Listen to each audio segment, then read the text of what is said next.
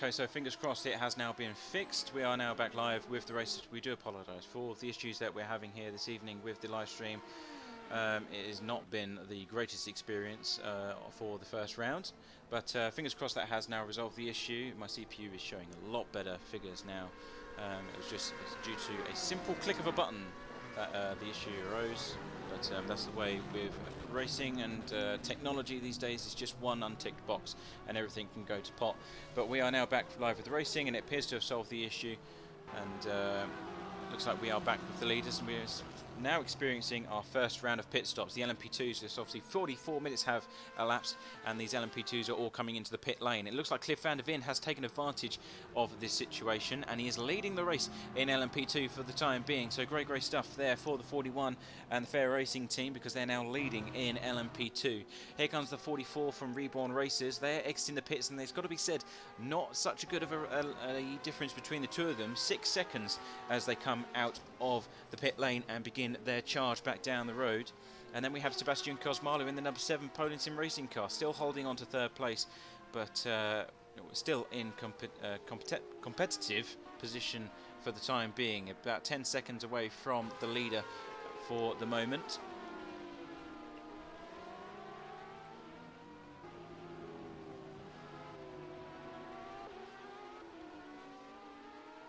Going back down into the GTE, they don't need to come into the pit lane just yet. Of course, the GTEs can last around an hour out there on track without having to come in for some fuel or tyres. Of course, they will need some tyres because they're going to be going for softs all the way around. In fact, the entire grid has gone for softs all the way down through the order, so no issues there or debates as to what is the faster tyre and what kind of strategy all of the teams are going for. But they're still going to have to come in for at least another 2 pit stops for some more fuel for the GTEs, and I would expect probably another 2 or 3 for the LMP2s as well.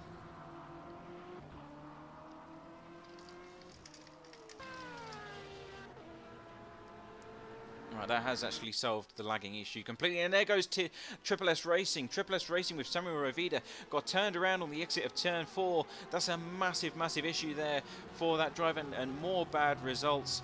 As with Sebring as well, they had an issue at Sebring, and it's happened again at Interlagos for the first round, and this is not good news. So Samuel Rovida, of course, in charge of that car. He started for Sebring as well when they got collected on lap 1 of that round as well, but it's all gone wrong once again. Yeah, no more lag. Yeah, my magic fingers have worked, but fingers crossed it will stay that way.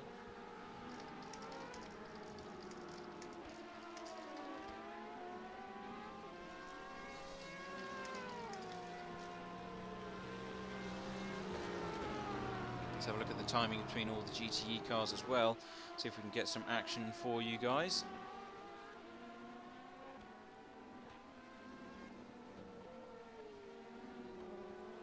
And the closest battle that's currently on grid at the moment is, of course, between these 3 LMP2 cars. So they've already conducted their pit stops, and now it's going to be a case of who can take advantage and get back up to speed the fastest. This is between Alexis Clipano and Hansa Racing. Of course, Alexis Clipano was behind these guys, and he's taken over 1 position. The Rookie Monster 83 car is still in position in P5 in LMP2 for the time being, but Alexis Clipano has taken that position away from Fabian Walter in the Hansa Racing 69 car, and he's moved up into P6 as a result, and that's after the first round of pit stops. GTE wise, there's quite a few cars going all over the place. Claudio Souza in the Project D guest LMP2 cars way down the order in P30, so not good news for them when they're first showing either. Of course, they were here in GT3 last season. Of course, we're using GTEs this season, but they're showing that they are struggling with the LMP2 category at least. In GTEs, there's a fairly large gap between all of the cars, although there is a battle between Arkadiusz Atriba in the Taco racing car, this is 4th place, and Vortex Simsport. So looks like they're trying to progress up the order, because ahead of them is Turka Hakkinen in the number 25 Vortex car, and this is 2 Porsches, and for 3rd place in GTE So here they go down into turns 4, trying to get as much power as they can onto the exit before they enter the double right-hand corner of turn 7. Heavy on the brakes. Let the car carry the speed through. It's got some of the LMP2 cars, and that's the leading LMP1 Bahar with Cliff van der Ven in charge of the 41 Fair Racing team.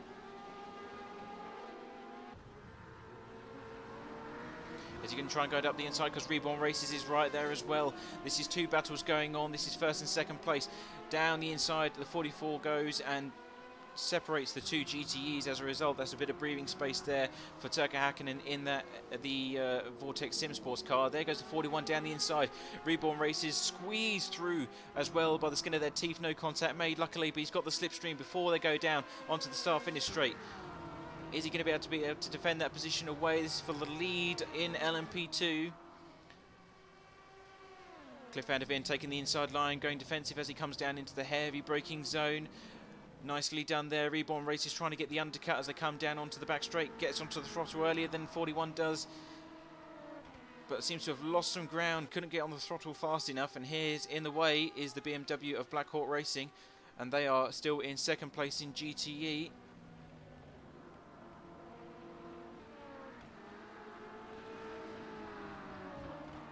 Bit of damage caused to the Fair Racing car as well. It's a bit crumpled up on the rear panel of that car, so he's obviously suffered a shunt at some point somewhere.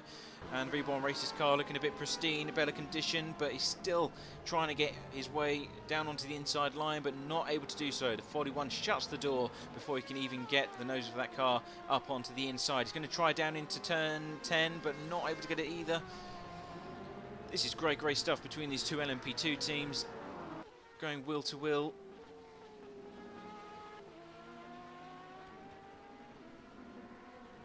Now's his opportunity though for Lorenzo Arisi. He's on the offensive once again, full throttle as they come down the back straight.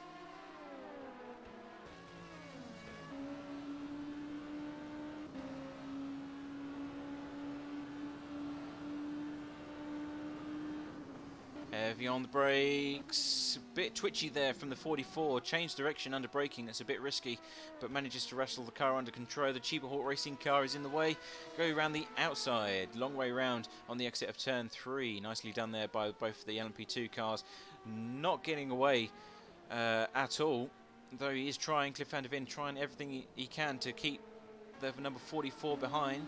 But as we said, it looks like they're struggling for pace at the moment at least.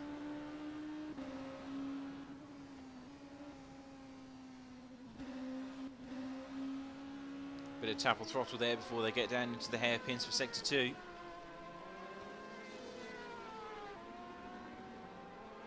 This has to be one of the best section of corners in motorsport world as well. Obviously section 2, you have to perfect every single braking zone, every single turn in and apex in order to get the most out of these cars, especially for the GTEs as well, obviously with no ABS, and there's so much trail braking where you can gain so much time if you can get that done right. Number 44 gets a tighter line, but attacks the curbing more aggressively. He's up the inside. There's a bit of tap between the 41 and the 44. They're going too wide as they come down the back straight, but here's the BMW in the way. Oh no, it's a Porsche, sorry. They go too wide around the outside, and there's contact made between the 41, and there's a back marker Porsche there that got collected. Tried to go up high onto the track, but they went 3 wide. 41 went off the track limits and tried to rejoin, and there's just a bit of tap on the front fender of that Porsche, and he went straight into the barrier at full speed. Of course, that's the worst place that could happen, because the impact speed will be so much greater compared to anywhere else on the circuit, and I'm not too sure if he's going to be able to continue the race. But 44 retakes the lead. As a result, Reborn Races are back in position. I'm not too sure which one of the cars got collected there. I think it might have been the Porsche of Albino Guana, and I think it is. So they're currently in 29th place, and just looking up on my spotty guide, that's the 79 car that got collected. There's a lot of damage to that car, and that's the nitrous oxide racing car there, so not good news.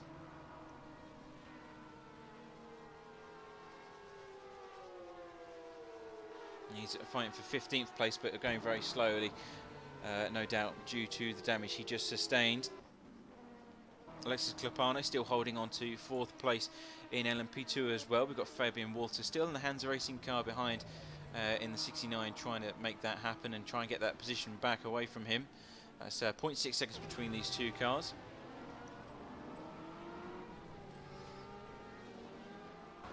And someone's typing that the leading GTE1 has just been taken out, and I believe that is the case because Daniel Visner in the Black Hawk car, he's currently in P1, whereas Gregor Spjulat, he's way down the order. The 88 suffering after a collision. We don't obviously have that in front of us, and we didn't see what happened, but he's now in 6th place, so bad news for them.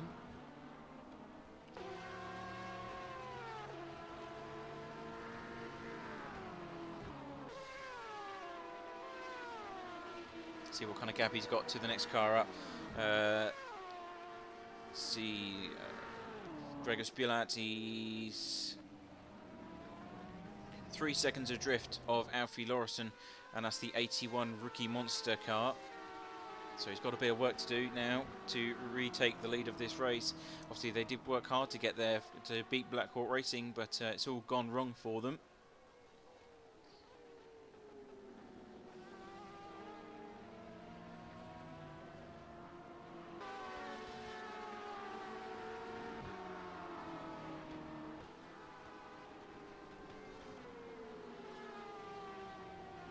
There's a battle between P2 and 3 as well. If we go to Sebastian Kosmala, he has about 0.4 seconds between himself and Cliff van der Ven.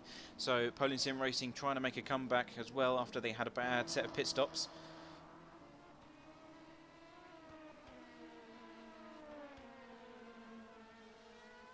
On the exit of turn 3, Cliff van der Ven still defending nicely.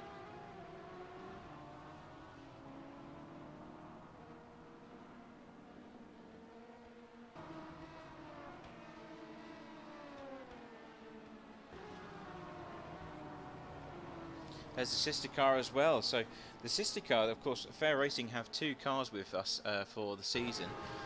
Doesn't seem to be doing as well as the 41. They're currently in 9th place with Chris Gonzalez, and of course they are just ahead of the leading sister car, the 41, who's just being under attack from Poland Sim Racing as they come up into the next set of corners.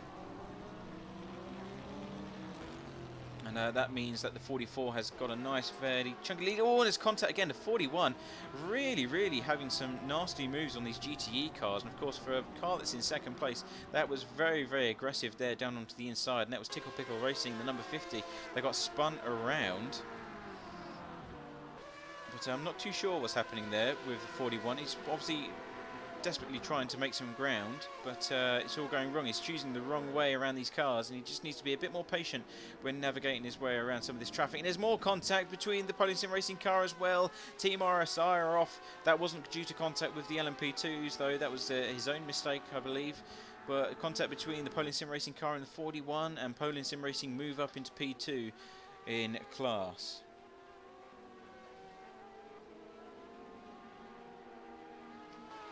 Yes, you heard correctly. It is Tickle Pickle Racing. That is the name of the team.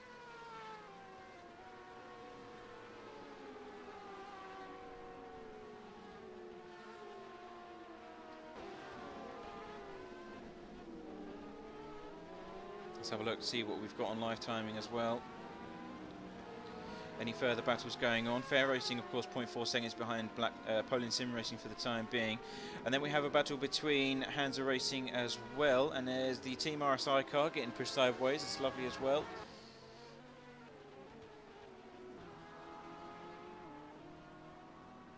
'83 still going strong in P6 for the time being.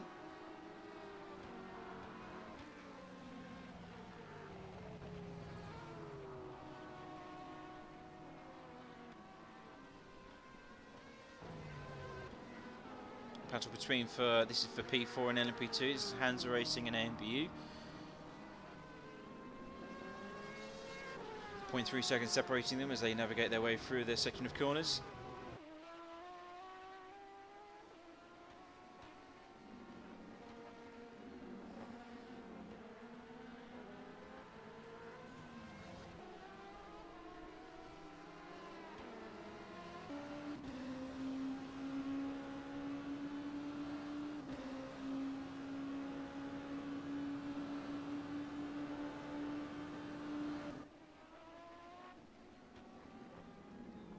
Bit of a strange line there for the MBU car. Hansa Racing take advantage, knock another 10th off the time between the two of them as they come down onto the exit of turn 3. You will have the slipstream as he comes down behind to turns 4.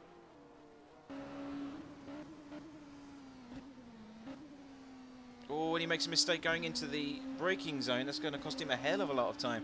A bit of seizure of tyres there, and of course he was trying to turn in at the same time that he was braking.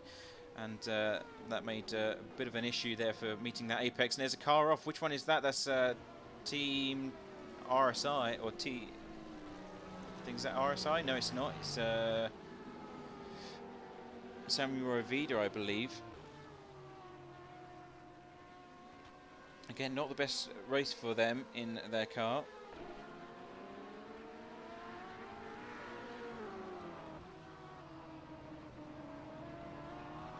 Currently 28th. It's currently being judged by George Angelo, or Angelo I think it is, for Triple S Racing, but not a good result for them. They're way down the order, even in fact behind all of the GTEs, plus 4 laps compared to the leading car. So this LMP2 not having a good day out on track this afternoon.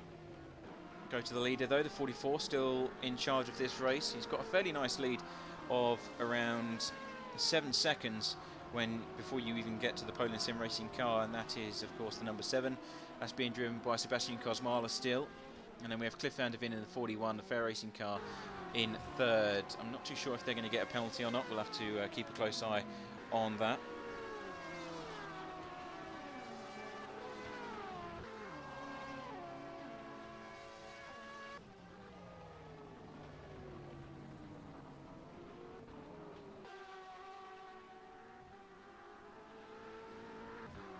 Going around the outside, of course that's nitrous oxide racing there, the car that got collected just a few laps ago. It looks a bit better now. They might have gone into the pits and got some repairs, so fingers crossed that they're back up to racing speed. Looks like it.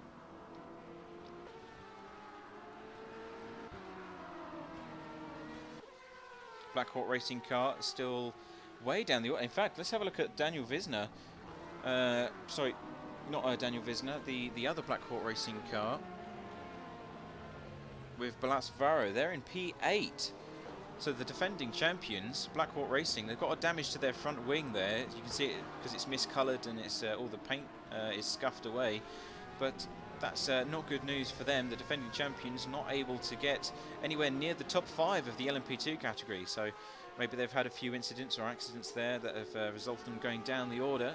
But that's not a good way to start the season if you're trying to defend the overall championship.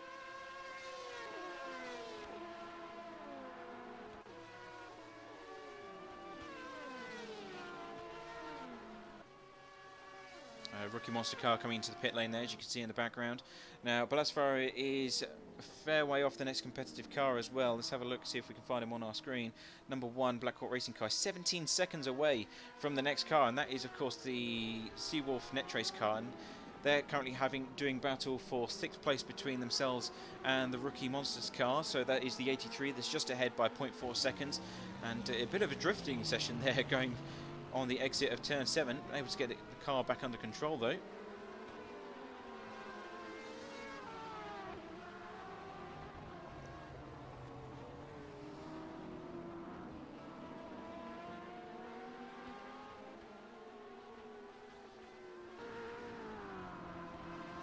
He's going to have the slipstream as he comes down onto the start-finish straight. Has he got enough poke to get the job done though? It's closing. Rookie Monsters looks to go defensive. Wow, that's amazing speed as they go past that camera angle. 2 wide into turn 1. Can they give each other enough room? Number 14 drops back behind, looking for another opportunity to pass. This is great stuff from the LMP2s for at least this part of the race. There's Team Triple S Racing on the outside line, letting them all pass as he will have received a blue flag. Of course, he is 4 laps down off the lead of this race. Down into turn 4 they go, full throttle as he tries to get back up to racing speed, trying to get past that Black Hawk, sorry, that's the Rookie Monster car. 83 diving down the inside of Triple S Racing, the Porsche team, that's the 93. manages to hold that position. Around the outside goes both the LMP2 cars, nice room given for all included, and there goes the Taco Viper racing car as well. Down the inside goes number 14. Nice room given there that time by from these LMP2 cars, and of course that's what we like to see when we have endurance racing.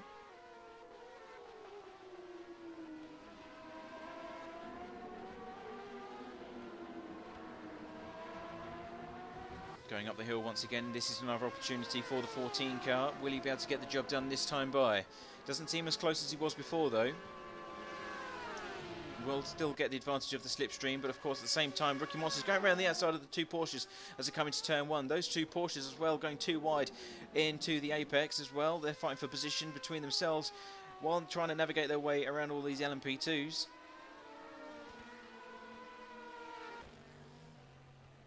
Gets the job done though, full up to racing speed, and there goes the Triple S racing car around the outside of them.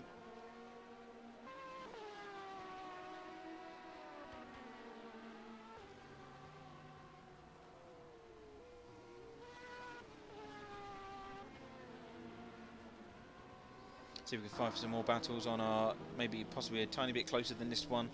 Seawolf 0.4 seconds, of course that's the one that we're watching right now. And then we have Team Vanguard in number 26 in 7th place for GTE. That's currently being driven by Jamie Lopez. Let's have a look at these guys because they're going toe to toe. Of course that's the cars that we was just watching in the background. So it's the 26 against Lucas Litchen. Their skin hasn't loaded unfortunately, but that's the Mad Hawk e-racing car. Number 14, the grey Porsche ahead, and that is for 6th place in class at the moment. Of course the Triple S Racing LMP2 trying to make its way back up the order in the meantime.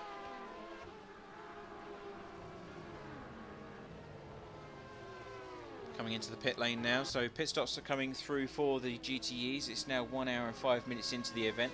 2 hours remaining essentially for these guys, and that's why we're seeing a lot of changes in the GTE lineup at the moment, because Turkka Häkkinen is currently in charge of the race, and that is in the Vortex Sinsports Porsche. Best lap 129.3, which is a fair bit slower than what Gregor Spjulat's been doing. The 88 Secura car, he's just behind by a few tenths of a second. So it's been a good recovery drive there by this team, and I'm not too sure if he's going to come to the pit lane. Yes, he is. The 25 goes into the pit lane, and the 88 takes the lead of GTE once again. Now, of course, we know that they are on a different strategy compared to the rest of the grid. They are going to have to pit earlier compared to the rest of them because they did get knocked off, and not too sure when they're going to come into the pit lane. In fact, we can actually find out. It looks like they've done a pit stop already, according to the overlay. So they will need to come in earlier compared to the rest of the teams. How that's going to compare and if they can get to the end of the race is another question, or whether or not they're going to need a splash and dash. As we see the Ricky Moss Corvette, one of the new teams for the season as well, so they're going by at their own pace. It's one of the only Corvettes on circuit actually.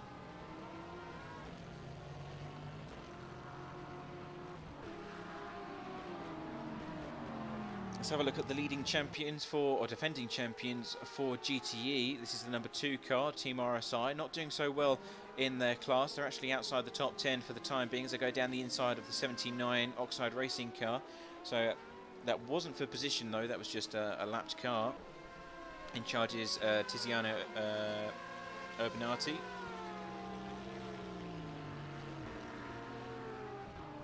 And they're currently in P12 for the time being, so not a good start either. So it looks like both defending champions, both in LMP2 and GTE, struggling to get in decent point scoring positions and away from the podiums, which is very unusual for both of them. Of course, we're used to seeing Team RSI way up there in podium, and same goes for the Black Hawk racing car.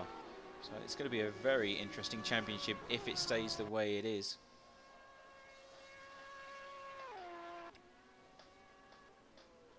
Let's have a look and at some battles though. We still have the battle between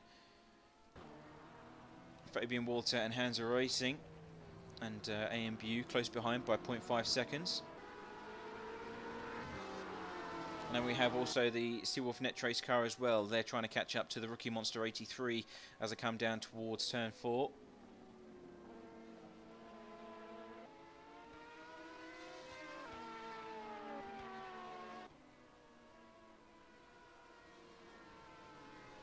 Team RSI just saying that they were involved in some bit of fisticuffs in the first lap or two, so that might explain why they're so far down. So having said that, now that we have that information, because of course it was a bit of a rubbish start, especially from the LMP2 side of things. There was cars flying off everywhere. So 14 gets a bit of oversteer going into one of the hairpins, manages to wrestle that thing back under control. Nice save there from the driver. The 14, of course, being driven by Nicholas.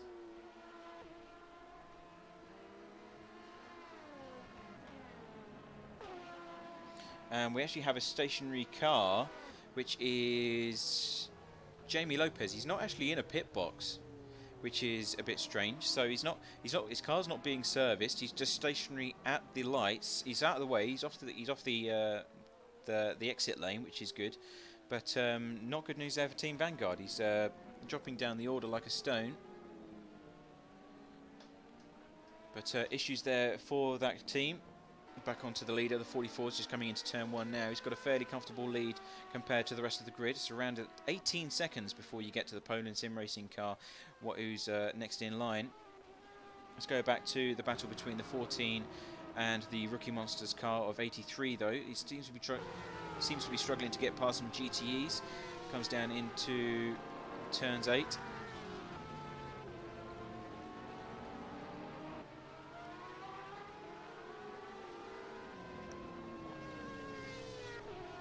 He navigates through the traffic nicely. No issues there for the 14.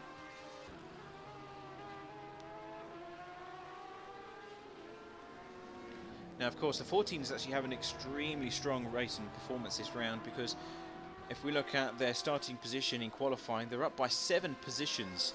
So they started in 14th place, but amazing racing has meant that they can climb up the order and in a fairly decent point scoring position for round 1 of the race, or championship rather, sorry. He's got, heavy braking, sideways into turn 1. There was a bit of contact there between themselves and the 83. Gets down onto the inside for the turn 2, but the 83 can defend nicely as they come onto the exit and down onto the second straight. He will have a slipstream though coming down into turns 4. Is he close enough to get the job done? He's looking down the inside now. Heavy on the brakes. He thinks better of it and just comes off the throttle before reaching the braking zone. That was incredibly close there between the two cars. Obviously pushing the performance of that Orica Nissan.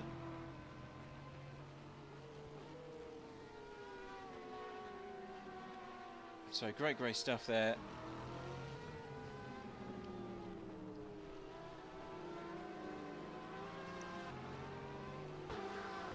Now we do have one guy in the waiting room. We're going to drag them in. It's the first interview of this round. So Arcadius, welcome to the commentary box. Obviously your driver for the Taco Viper virtual racing car, and tell us how your race has gone so far.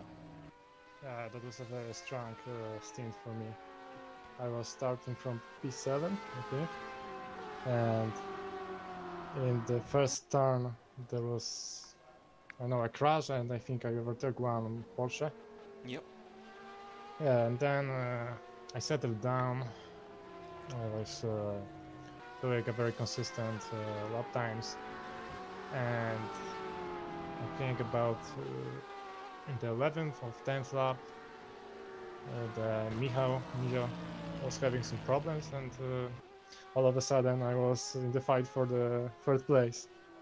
But you can't... Oh, sorry. Karen, continue. Yeah, I managed to overtake him, and I was behind the Turca, but I haven't got enough pace to get him. So you're currently in P6 at the moment. David Buckley is currently going around the circuit in charge of that car at the moment. So what kind of result are you expecting from this evening? I wasn't expecting to be that quick in the race. I think the top 10 is the target. And how are you finding Interlagos as a first round? Is it challenging enough for you? Yeah, the first of my trainings, I was struggling a lot, but a couple of days ago I managed to get a perfect setup, and now I'm feeling very comfortable in the car. So looking forward into the rest of the championship, where can we expect to see you guys? Are you good? Is there more to see from that car? Has it got more performance I that can think be unlocked? David is saying that he will get quicker in the later stage of the season, so I'm hoping for it. Yeah. Are you getting back in the car for the rest of the race, or is it just David taking it home? Yeah, I will be back for the last hour if everything will go. If everything goes well. I'm hoping. There's a lot of incidents going on out there. Of course, Interlagos is a very tight and twisty track, so just take it easy, and I'm sure we'll see you climb up the order if all goes well for you. But thanks very much for popping in, and fingers crossed for you. Yeah, thanks. Goodbye. All right, take it easy, bud. So that was Arctis Truba, obviously one of the drivers for the 32 Taco Viper racing car. And as we said, good starting position. They're currently qualified in P6, I think, and they're moving up the order as a result, and they're currently just outside of the top 5 for the GTE class. And I'm sure they can get further up if they can get some good lap times in and keep it clean. Of course, that's easier said than done. A lot of LMP2 traffic going on around here, and of course it is, as I was saying, very narrow circuit here at Interlagos, and I don't think it's over ambition from some of the teams. Of course, we have seen some very cheeky overtakes, but I think the track itself just promotes close quarter racing. Of course, as a result, that does involve some wheel banging and exchange of paintwork. Of course, the LMP2 cars want to get past, not lose as much time as little time as possible to stop their competition from taking advantage. And of course, same goes for the GTEs. They just want to let the LMP2s go past as quickly as possible so they can continue setting those all-important fast lap times. Let's go to the lead of the GTEs though, because Gregor Spilat is still in charge of the 88. He's still leading for GTE, and the next car down is the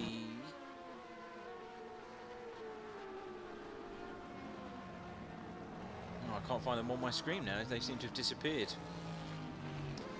Was it live timing? That seems to be having a bit of an issue. But oh yes, there's the number 7 car,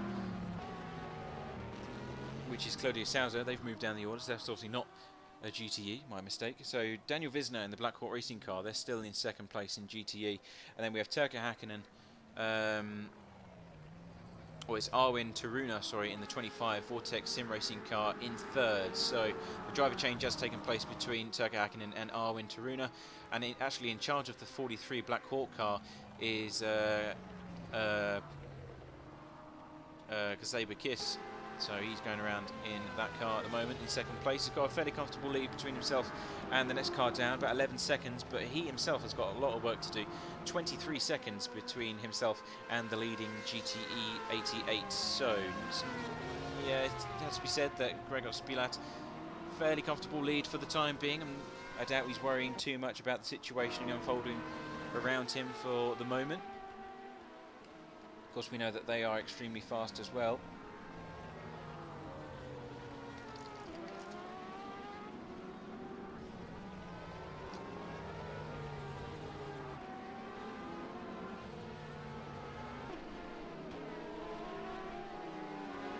Trying to find some battles on the live timing for you, see where these close gaps are. There was, of course, the Seawolf Netrace car that was going toe-to-toe with the Rookie Monster team. Let's have a look and see what we can find between these guys. They're still pretty much in exactly the same position as what we left them in. The about 0.56 seconds between the two of them. Not much ground being made there. It seems to be basically down to traffic conditions. One lap, the 14 will gain some ground where the rookie car can't get past the GTE, and then the next lap they'll drop behind due to the same reasons. So they seem to be pretty much, they're setting the same lap times, same consistency, and I doubt they'll be moving anytime soon unless one of them makes a mistake. In charge of those cars is Christos Sikonis and Nicholas Pobanik, I think it's pronounced.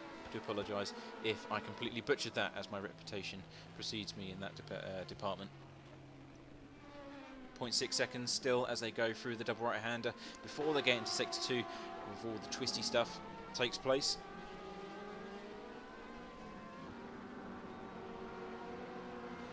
No battles are occurring in the GTE field, sadly. We've got a few DNS. We've got Team Vanguard, who have, of course, were stationary at the end of pit lane.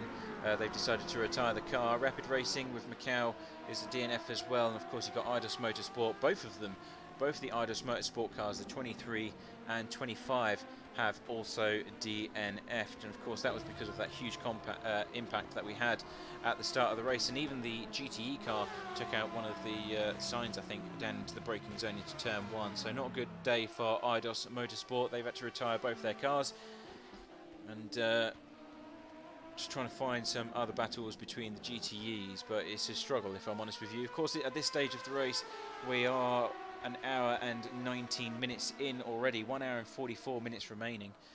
We're not expecting much battling to be going on. Of course, this is where the tactics are unfolding with the different driver changes, and it's all about, at this stage, keeping it clean, getting the laps as down as much as possible, but while negating risk and just avoiding any incidents or contact between yourselves and the other cars as much as possible. Of course, the 14 and the 83 will be fighting for position if they get an opportunity, but I doubt that's at the forefront of their mind at the moment. In the background there, you saw Lorenzo Arisi in the 44. He's about to put these guys a lap down.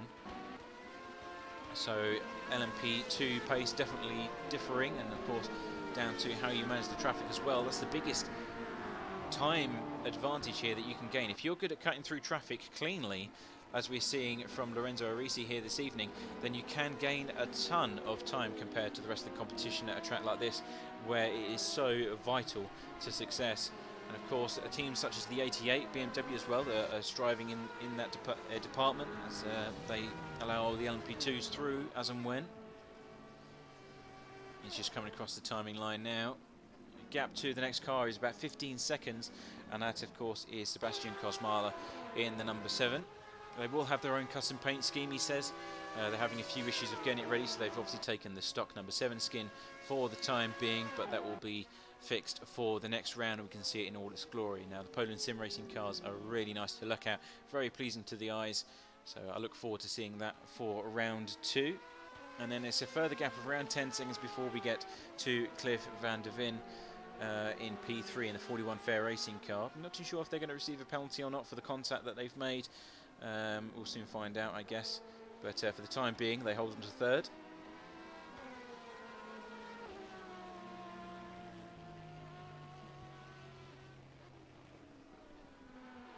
Mad Hawk Racing, number 40 car. Let's have a look at these guys.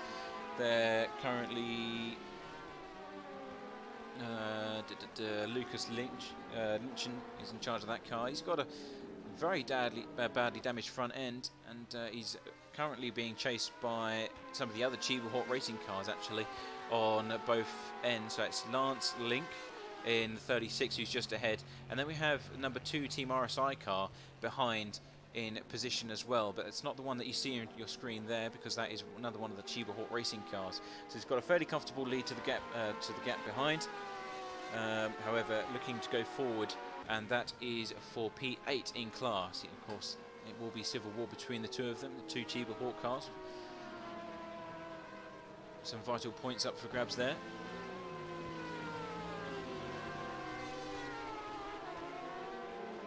And there's a battle between Hansa Racing and the Seawolf car. So has he moved up the order? I don't think he has. He's actually gone down by 1 place, because he's now in P8. And that's the 14 car. Whether or not that's after a pit stop, I don't know, because he's way off his next car, which is of course Balasfaro, and I can confirm that it is after a pit stop, that has dropped them down the order, because Francesco Di Pascal is currently in charge of the 14. Balasfaro has moved up by 1 position. Of course, that's the defending champions, with Balasfaro in charge of that one. And the 83 has moved up into P6 as a result. So the only change there is that P7 has changed, and that is of course with the defending champions Balasfaro in the P1. But now is the 42 of Hansa Racing is behind. That's being currently driven by Max Buckley. And he makes a mistake going into turn 1. There's a seizure of tyres, and he's going to hit the yellow curbing on the inside for turn 2 before he straightens it back out for the exit of turn 3. Navigate his way around all these GTE cars. Of course, there's the sister car, the number 12 for the Seawolf Netrace Motorsport team. See what they're doing in terms of their positions. They're currently 14th in class, with Christopher Muller currently behind the wheel of that one, so not a great starting position for the season, but no doubt is still get some points on the board, and it's a starting point for them to work forward and progress from going forward into the championship. And there goes the number 42. He spins and braking the back end, obviously too much on the braking there, and that happens when you start to turn in at the same time that you're applying pressure to the brake pedal, and that just unbalances the rear of the car, and that's where it wants to overtake the front, and that's exactly what happened there, and he's lost a ton of time to the 14 as a result. Fair Racing, number 41, takes the lead for the time being as Sebastian Kosmala comes into the pit lane. That's the Poland Sim Racing car. Where is the number 44? Let's have a look. They're currently in 4th place, so Lorenzo Arisi concedes the car. Oh no, he's still in charge. He's still in charge. Lorenzo Arisi is still in P4 in the Reborn Racers team. Cuts in front of the Porsche, manages to get the braking done nicely. It always worries me when an LMP2 car does that, when they just cut right in front of the Porsche before the braking zone, because they don't understand, these LMP2s. They don't stop as quickly as the prototypes do. And that can cause a world of issues. There's Gregor Spilat in the 88, he's still going strong. And of course the 43 for Black Hawk Racing are behind, but the gap is 27 seconds compared to the Black Hawk car. Now, that's a fairly large gap for the GTE leader, but we'll see how that develops as the race progresses. That could change, there could be another incident or something.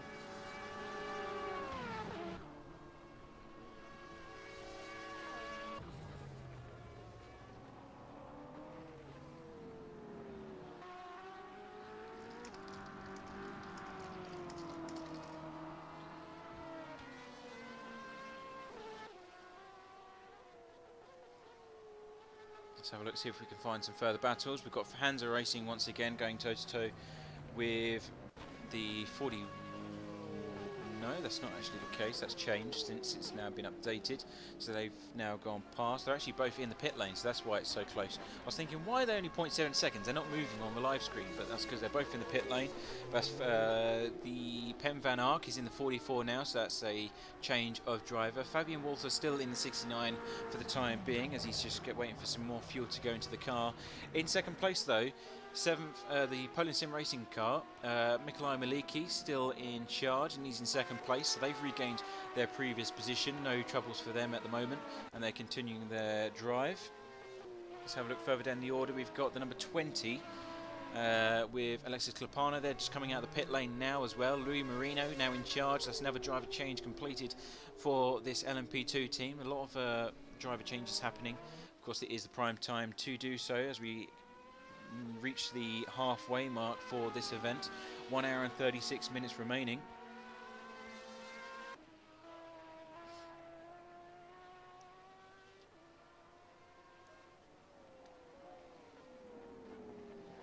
This might be a battle between the 36 and 40 car coming up soon, and that is between Lucas Lynchen and the Chiba Hawk car of Lance Link, currently being driven there. Although that gap has extended actually since I last looked at it, so maybe the LMP2 went down the inside into the last corner and cost them a bit of time because they are just ahead of them. Right, we'll go back to the number 20 then with Louis Marino.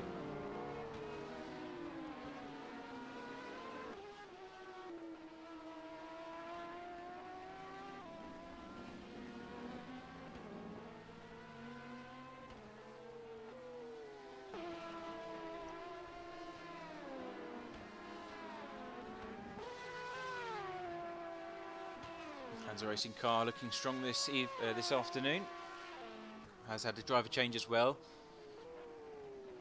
I think it's Matthias Muus, M-U-U-S-S, which is I think I'm pronouncing that correctly, so I do apologise again if I'm not. Currently defending P4 in that 69 car for the time being. He's got a nice gap now, about 1.5 seconds to the AMBU car behind, so not many issues there for them for the time being.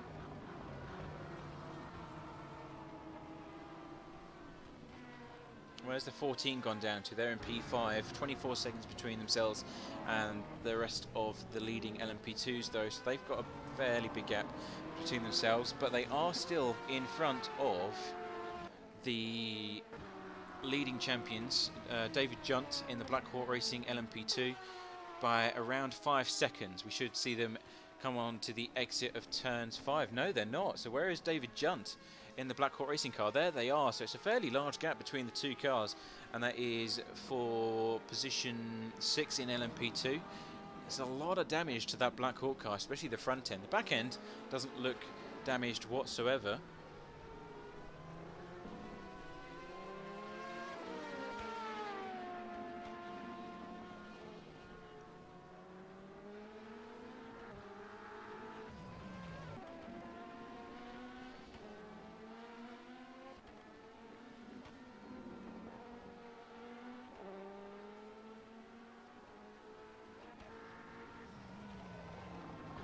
Still the number 7 car on a drive, navigating his way past the Viper Virtual Racing car.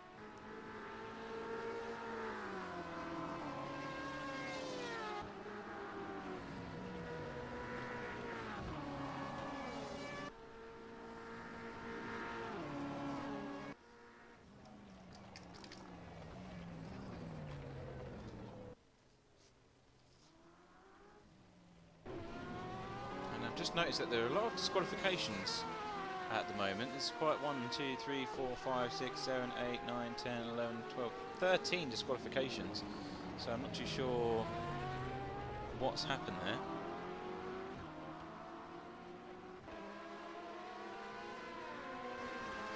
Obviously an issue with the server, not too sure. Doesn't affect the leading cars though, luckily. They're still going strong. Lorenzo Arisi still in charge in the Reborn Racers 44 car. Then we have Miklai Maliki in the number 7 and Pim Van Ark in the 41.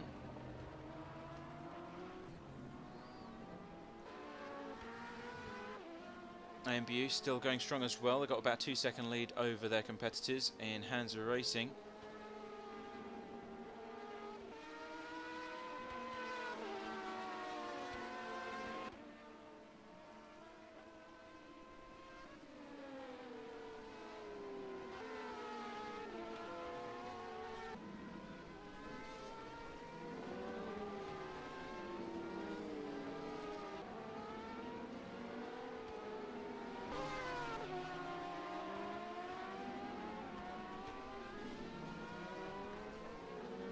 What we're going to do now, guys, is go for a quick commercial break, and don't go anywhere. We'll bring back a live stream as soon as possible.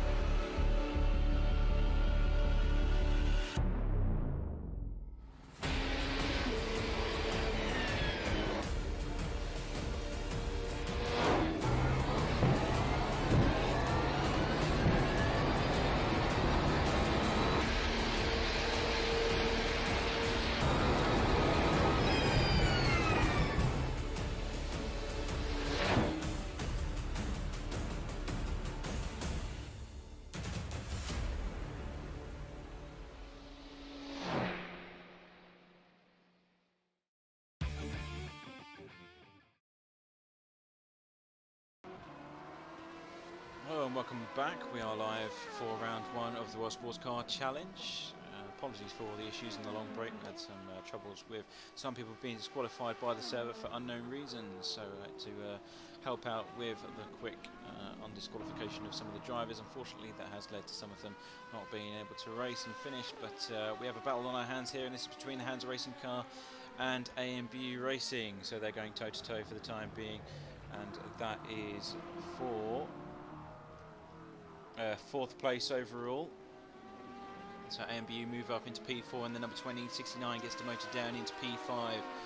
So not good news for them. We have Lorenzo Arisi still leading the way in reborn races for the LMP2 class, and still, oh no, actually it's Pim van Ark in the 41 that's in 2nd place in the Fair Racing car. Then we have Mikolaj Walnicki in the Poland Sim Racing car.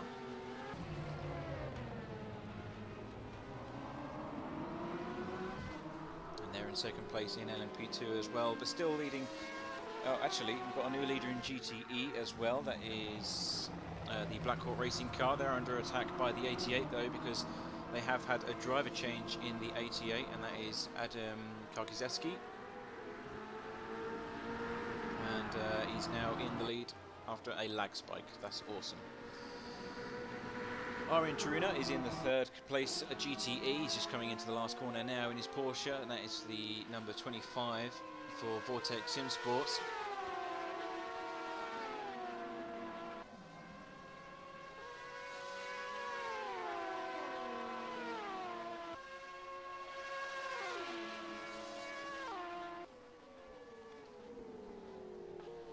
He's got a fairly substantial gap between himself and the next competitive car though.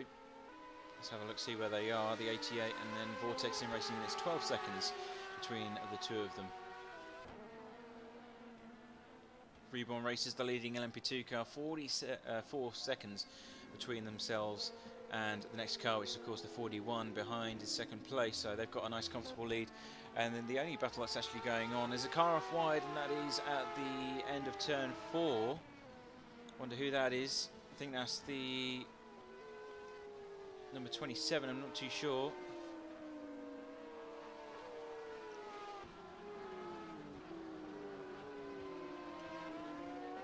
Let's see if we can find some battles going on track. We do have one currently ongoing, and that is between David Junt and Francesco Di Pasquale in the LMP2. It's the 14 versus the number 1. So come down into 6-2 again.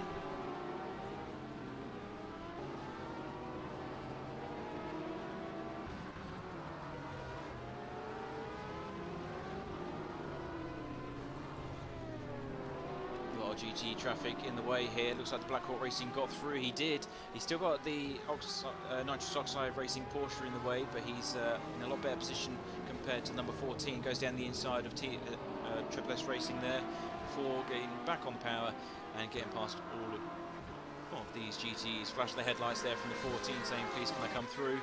And he does so.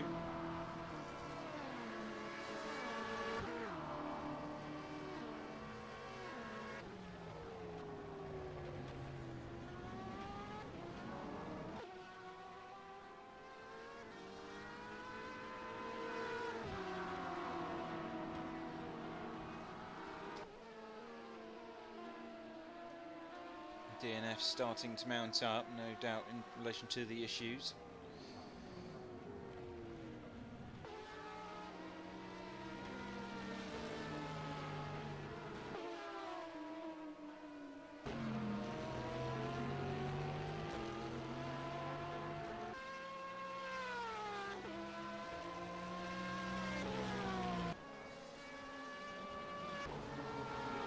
Still in 2nd place though somehow. I don't even know how they're still in 2nd place after what's happened to that car. It's damaged beyond belief on all 4 quarters of the car, so not too sure how that thing is still remaining competitive with the rest of the LMP2 field. Going around the outside of Tickle Pickle Racing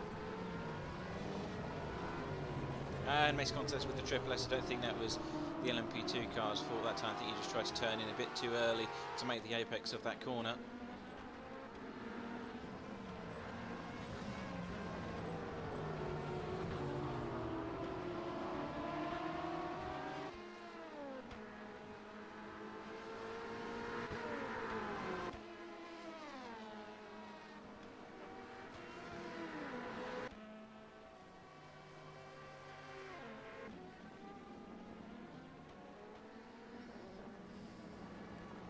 Secure Racing still leading GTE for the time being. Oh no, tell a lie, they don't. So 0.2 seconds between the two teams. That's Black Hawk Racing and Secure Racing. This is between Xavier Kiss and Adam Karkizeski in charge of the 44, and there's a lag spike. That's not a nice way to go, is it? That was a lagging LMP2 car, so someone obviously who doesn't have a very strong connection, and that sends the 43 off track and into the barrier as a result. That's not the greatest moment for sim racing there, is it?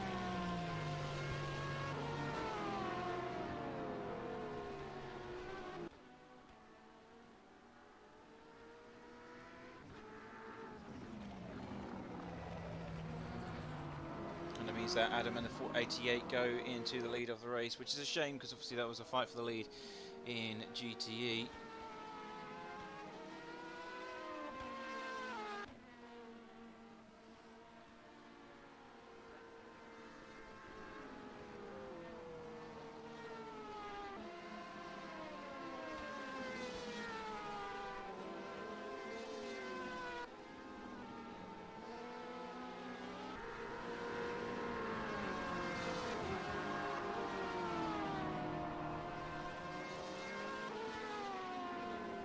Race is still going strong though.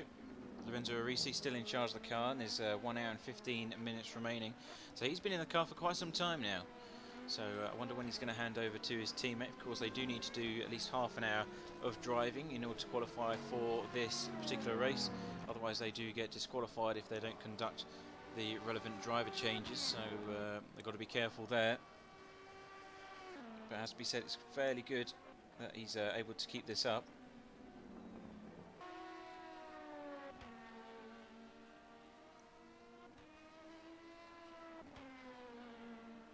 The DNFs are starting to mount as well. Janique Putz is in the pit lane in the Hansa Racing car. That is the 42, so that's the sister car that's retired from the race. So casualties starting to mount at this halfway point of the race. And we are actually obviously just coming up to the last remaining hour, so we'll go down the order for you guys that are just joining the stream. So currently leading is Lorenzo Arisi in the 44 Reborn Races car, followed by Pim van Ark in the 41 for Fair Racing. In third place is Maklai Maliki in the number 7 Poland Sim Racing car, and then in fourth we have Louis Marino in the number 20 AMBU car. In fifth place is the 69 Hansa Racing car, and in P6 is David Junt in the defending champions Black Hawk Racing. Then we have the newcomers, number 14 in the 7th place in the Seawolf Trace Motorsport team, and then we have Alex Tundridge in the Natural Mullets Racing car in P8. Alexander Meshkov in the Iceberg Racing car. We haven't actually seen them all race actually, because they've been doing their own little thing in the background there, but they're in P9 in class. And then we have Claudio Souza for the Project D car in P10. The rest of the LMP2s are falling down the order. Tony Jansen is P11. He's in the pit lane at the moment. Same with the number 83 Rookie Monsters car, so I'm not too sure what's happened to them. But issues arising for the rest of the LMP2 field outside of the ones that we've just mentioned, outside of the top 10, that is. Of course, there are around 15 to 16 of them for the season, so there's plenty of competition out there. So of course some of them are falling victim to the narrow Interlagos circuit. And if we go through the GTEs, it is Adam Karkizeski in the first place in the 88.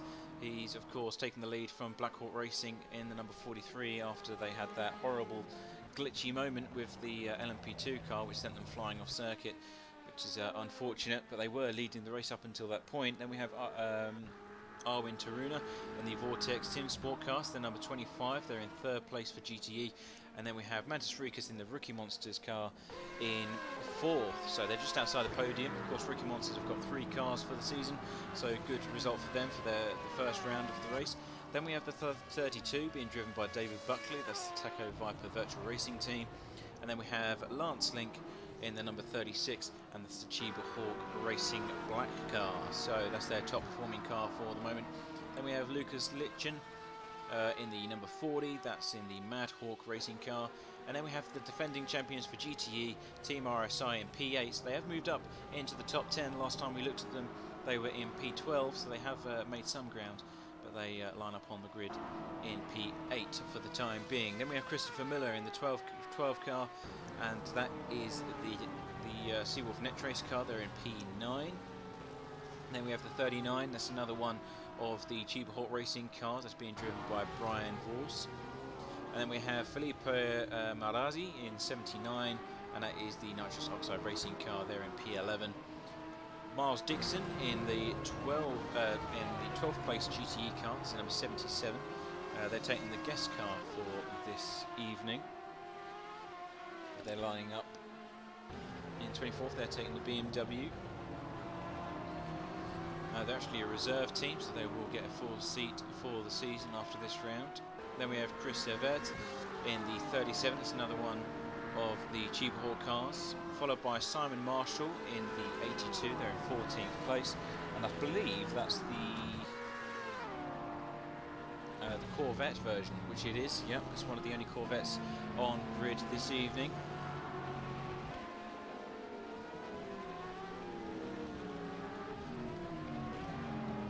And then we have Bart Slobozian in the 38, and that's another one of the Cheaper Hawk carts. And then we have the number 50 with Tickle Picker Racing with Corn Borges in 16th place.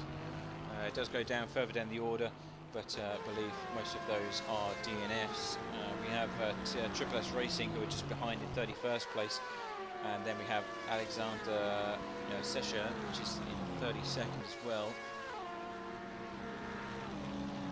But the rest of the field is DNF, so quite a high casualty rating here this evening. We did actually start with 39 cars, so 2 of them have disconnected and since left the server. But as we said, Interlagos proving a very difficult track to overcome this evening for some of the teams.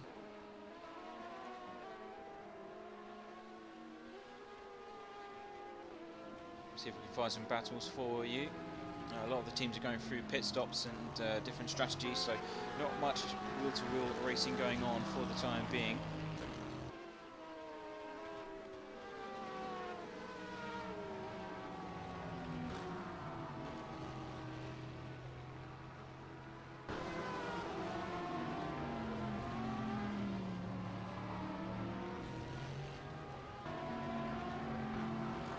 I'm going to drag in one of the drivers from the 42 car, which is Hansa Racing. And, not so much luck for you this time round, Ricardo. So welcome to the commentary box. But tell us what's happened to the 42. Yeah, well, good evening first of all. Well, as you probably saw, nearly a third of the grid got disqualified for lights, actually. Lights. Lights. It's a bug of the circuit.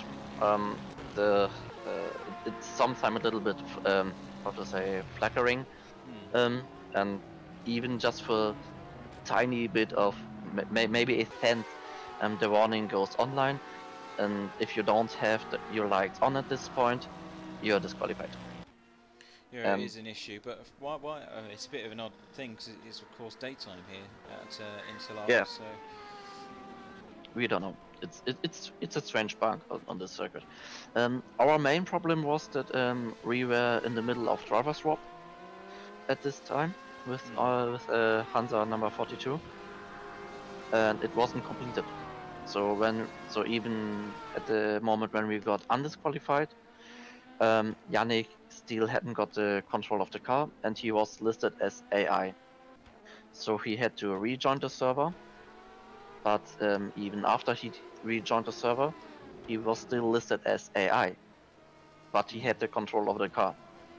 But because he was listed as AI, the server was really confused about him, and we had really a lot of high ping, and we were lagging all over the place, or the other round, all the other cars were lagging for us all over the place, and it was really not okay to drive any further.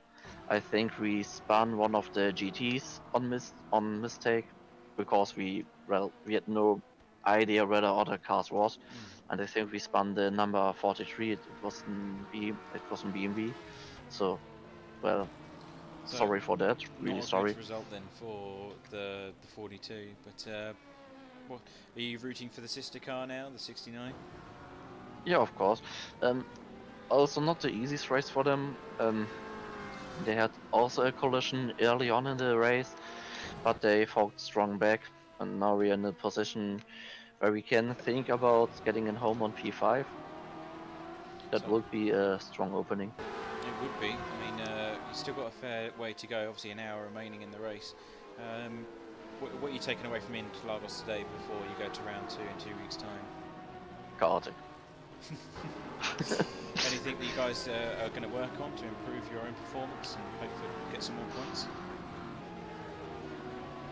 Well, there's always a lot of work on the setup. I think you understand the car from race to race better, and you can. Apologies, I've got to interrupt you there because there's been a change in GTE. That's for second place. We just caught onto the back end of that overtake, and that was on the exit of turn 5. And able to get the job done, but Blackhawk Racing trying to get that position back. That was second place that they just lost. Of course, they did have an issue where one of the LMP2s lagged out and spun them out, but there might have some damage as a result. No, probably wasn't you, but it's been a lot of connection issues here this evening. I think it might just be the track. It's quite a high demanding circuit in terms of FPS, so maybe playing havoc with some of the guys. But they're back underway now. It looks like Vortex Sim Sports takes second place away from Blackhawk for the time being. There's about 0.5 seconds between the two of them as they come down the start-finish straight. So apologies there, Ricardo. Didn't mean to interrupt you. So as you were saying, what are you guys taking away from this weekend? Of course, you are sadly retired. Are you taking any lessons learned for this round going ahead? Well, I guess we are still learning all about the cars because they are still quite new for us, and also the team is also rather new, so we are still learning a lot about ourselves, and we are just trying to improve from round to round, and just let us see where we end up after each race. Well, I'm sure things will improve in 2 weeks' time. Just keep practicing, as I always say. And fingers crossed we can see you guys near the top end of the podium or the grid in 2 weeks' time for the next round. Of course. Alright, thanks for popping in, bud, and I'll see you around. See you around. Okay, so that was Ricardo Beutmann, who's one of the drivers for the Hansa Racing team. Sadly didn't be able to reach the checkered flag. But lessons learned, of course. That's the thing about championships, you need to just suck it up, move on, and look to the next round for another opportunity to score some of those juicy points, but it didn't happen for them here this evening, unfortunately. We're on board with 43 still, which is obviously the Black Hawk car. They seem to have suffered quite a high level of damage to that BMW M8, and it doesn't look like they're going to be able to fight for that position of P2.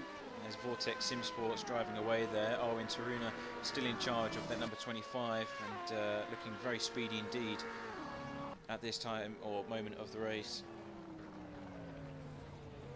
We are expecting the GTEs to come into the pit lane shortly as well. Of course, it is nearing the last hour of this race, and the GTEs and the LMP2s will still need to come in for at least one more pit stop each before we get to the checkered flag.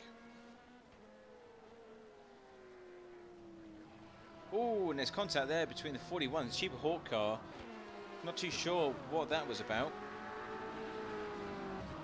But one of the Cheaper Hawk cars is on the side of the track there.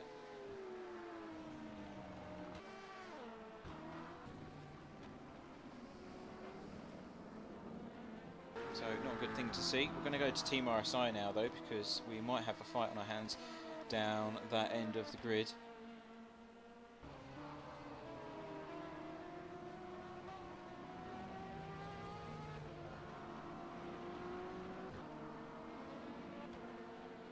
Currently in 15th place overall is Tiziano Urbanati. Last time I looked at my live timing, it was about 1 second between themselves and the next competitive car, and it is, and that's the number 40 car, which is behind, and also the Cheaper Hawk car ahead as well. So it could be a nice juicy battle going on here, and this is for P6 in class. And I've always said this about Team RSI, they always have the ability to just take positions away as the race progresses, and that's exactly what they're doing here this evening. Of course, they had a bit of contact at the start of the race, down into P12, and the recovery drive has been phenomenal. So watching them now, they're moving way up the order. I mean, the drive of the century is obviously the car behind, which is the number 40. They're up by 11 positions compared to the start of this race, and of course that is with the LMP2 traffic as well that have resulted in DNFs, but 11 positions up overall since the start of the event. It's pretty incredible. Team RSI though, 1.8 seconds to the number 36 ahead, and 1.1 seconds to the Mad Hawk car, which is behind. Now Lance Link is in charge of the 36 white car. It's their best performing car here this evening for Chiba Hawk Racing. See if they can hold on to that position. They're currently hanging on to P5, of course. It'll be a nice finishing spot for them if they can hold on to that. But of course, Tiziano Urbanati won't make that easy for them. And we have Lucas Lichten in the car behind. That's the Mad Hawk Racing car. So he's in a bit of a sandwich at the moment, but he needs to fight his way out of this as best he can. Mantis Rikas goes down by 1 position in the Rookie Monsters car, so they're in the pit lane at the moment.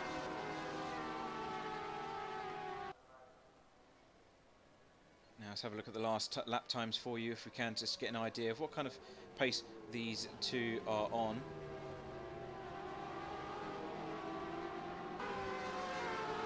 Let's see, Team RSI last lap 130.3 compared to the car ahead 130.6, and then 130.4 for the 40 car, which is of course behind as well. So he is slowly eating into that lead that the 36 has. See if we can get a nice battle going on here in a short while.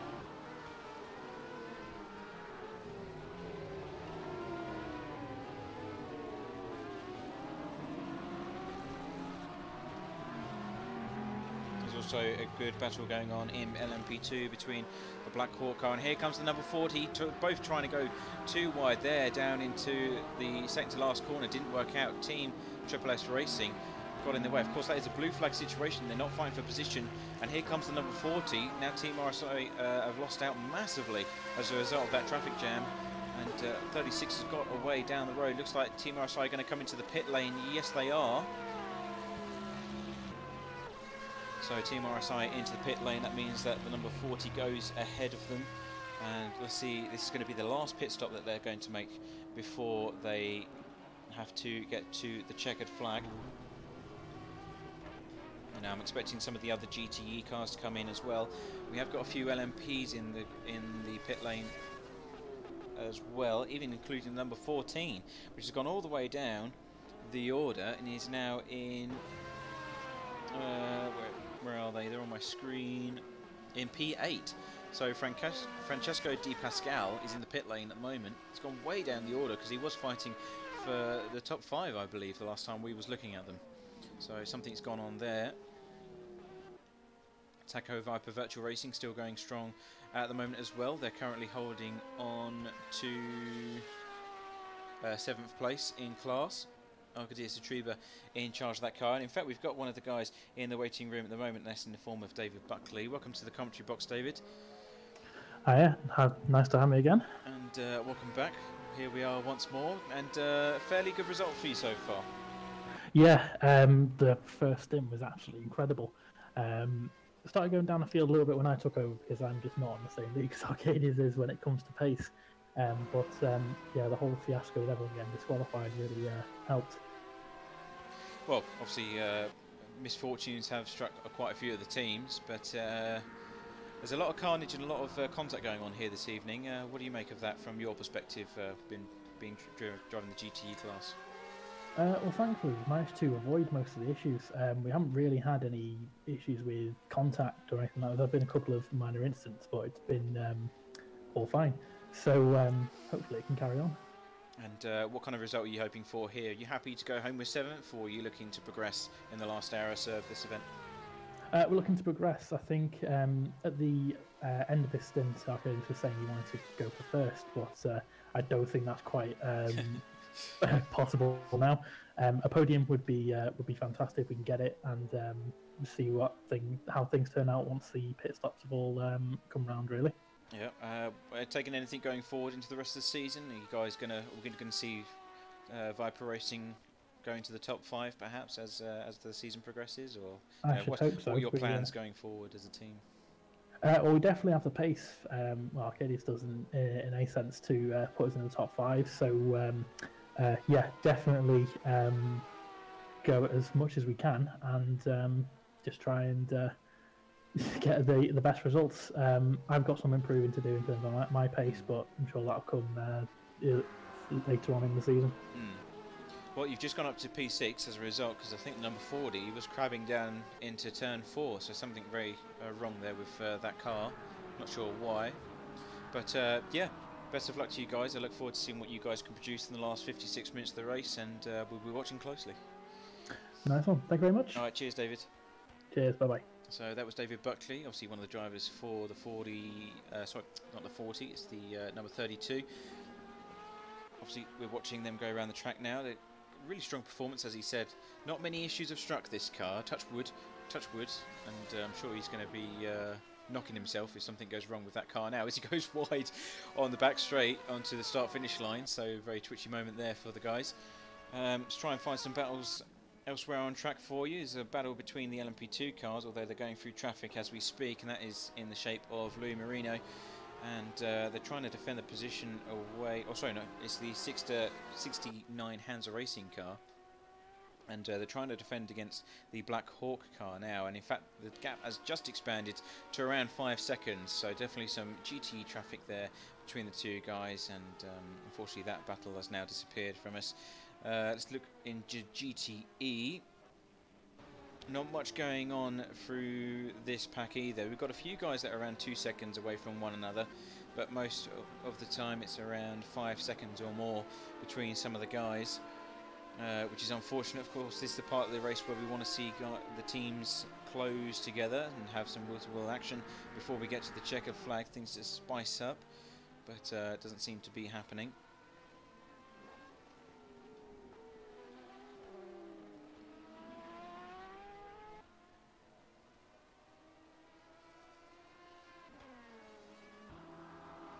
Let's go to the leader of the race, which is Francesco Grazzo. So the driver change has been made for the last hour and a bit. So the 44 Reborn Racers still leading the way by a nice margin of around 40 seconds for this team.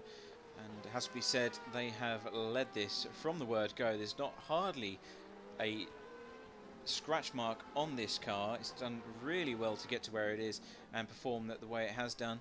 And yeah, it's going extremely well for them for the time being. They've met all the quotas in terms of the driver stints and their pit stops, and it's just about taking it home, taking it easy, and getting the job done for these guys. They still do hold the best lap of the race with a 1:19.4, and Pim van Ark is in the Fair Racing 41 car behind with a 1:19.8. So still on the same lead lap, but other than that, outside of the top 2 cars in LMP, it is Louis Marino in the number 20 car in 3rd place, and they're 1 lap down.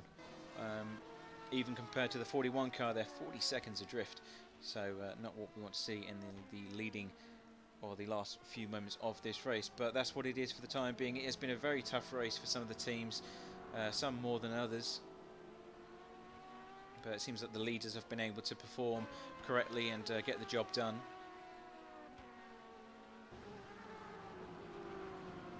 The number 7 car, the Poland Sim Racing car, which of course we was watching it go into 2nd place for most of this race, actually has dropped down into 4th and is now adrift by around 7 seconds compared to a podium finish, which is unfortunate, but they're still going strong, still not giving up, and currently Sebastian Kazmala in charge of that car. Best lap time was a 1:19.5, so the pace is definitely there for this team. It's just about making sure that they get those lap times in the last remaining 50 minutes or so before we get to the checkered flag.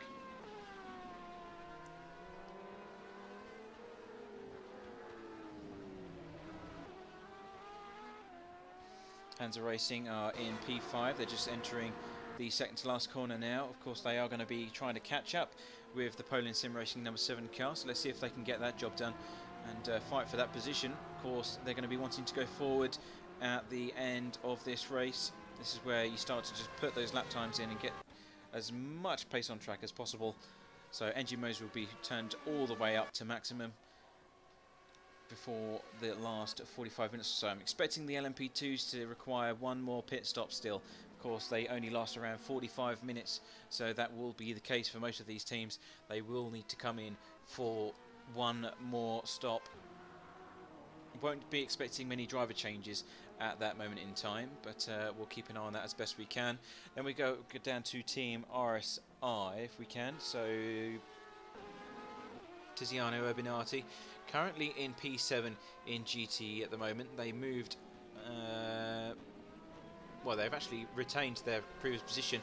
Now the question was, what happened to the number 40 car? Because I was saying this to David when he was in the commentary box, but Lucas Litchen has had some major issues in the number 40 because it was crabbing when going down the second straight into turn 4, and the back of the car wasn't actually in line with the rest of the chassis whatsoever, so it's a fairly large impact that's occurred for that team. Back underway now though, seems to be going in a straight line, all is well, but as a result they've moved down into P10 in class, so they've lost a few positions there in GTE. Team RSI though still going strong. Let's see where they are in comparison to their competitors. They've got 9 seconds to find in order to catch up to the 36 car of Chiba Hawk Racing. They're still going strong, and the 36 themselves 10 seconds adrift from the Taco Viper Virtual Racing team. And then there's a fairly large gap of around 20 seconds to the Black Hawk Racing car. They've obviously had a bad evening after being collected by a lag spike, which sent them flying off. They were in the lead of the race at that time, and of course since then they've suffered a fairly large and substantial amount of damage, which is unfortunate, but of course that is sim racing. Sometimes things like this happen, unfortunately. But going into turn 1 now, they're currently holding on to 4th place, and there's a bit of a twitchy moment there. The rear of the car trying to spin around. Not what you want to see. Of course, they are just trying to manage their issues at the moment as best they can. And of course, Arcadia Satriba will be trying to catch up as best he can to take those extra points away at this early stage of the championship.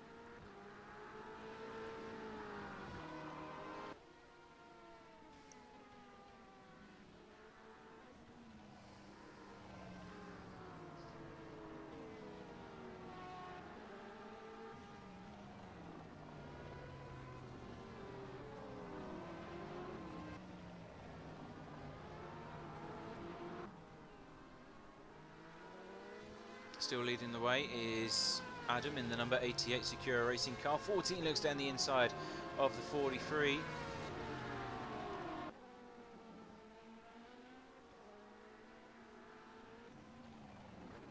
Luckily, Black Hawk Racing car just notices him at the last moment and just steers away from the apex of that corner. Where are they with the 14 car? Because they dropped down the order. They're in P9. So not a good result for these guys. It's Francesco Di Pascal for the Seawolf Netrace Motorsport team. And well, they've just gone up to P8 now, so obviously they've maybe gone into the pit lane. A little strategy going on there. Alexander Meshkov for the Iceberg Racing team in P9. They've dropped down the order.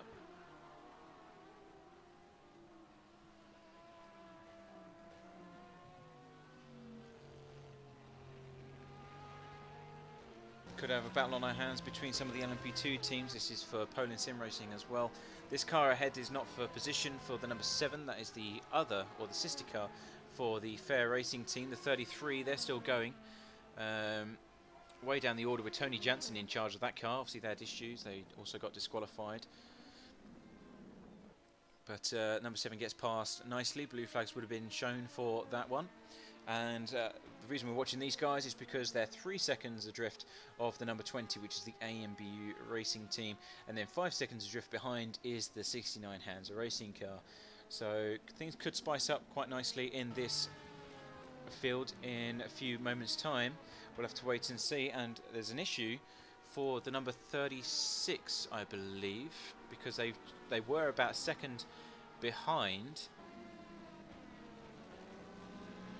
the next competitive car, but they seem to have dropped down as a result. Let's have a look. Number 16 car, oh, he's in the pit lane, that's why. So pit lane stop for the number 36 car.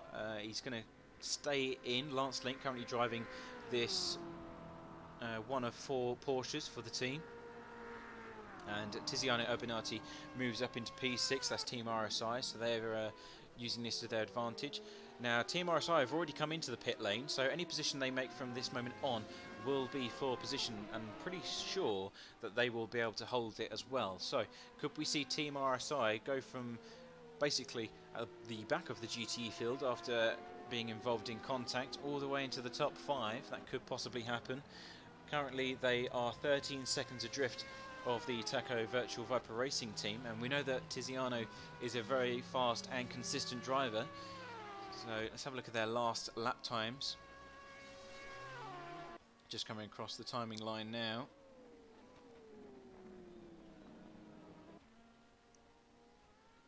So Team RSI's last lap time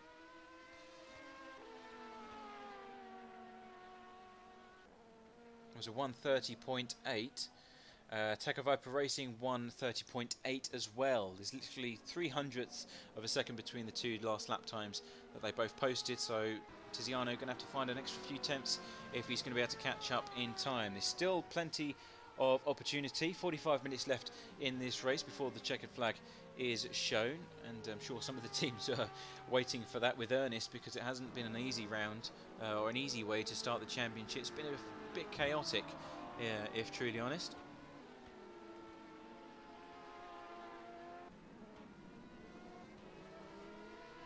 What matters for the team, so especially ones that aren't doing as well as what they'd hoped to, is how they take that take that away from the circuit. Are they going to let it impact their next performance in 2 weeks' time? You know, are they going to let it impact them in a negative way, thinking that they can't recover from this early points loss, or will they come back and fight for everything they've got by putting in all the practice that they can? Of course, some issues aren't foreseeable, especially with the DNFs that we've had for some strange reason. It's obviously an issue with this version of the track, but still a lot of the teams are going strong, and a lot of recovery drives happening here in the last portion of this race.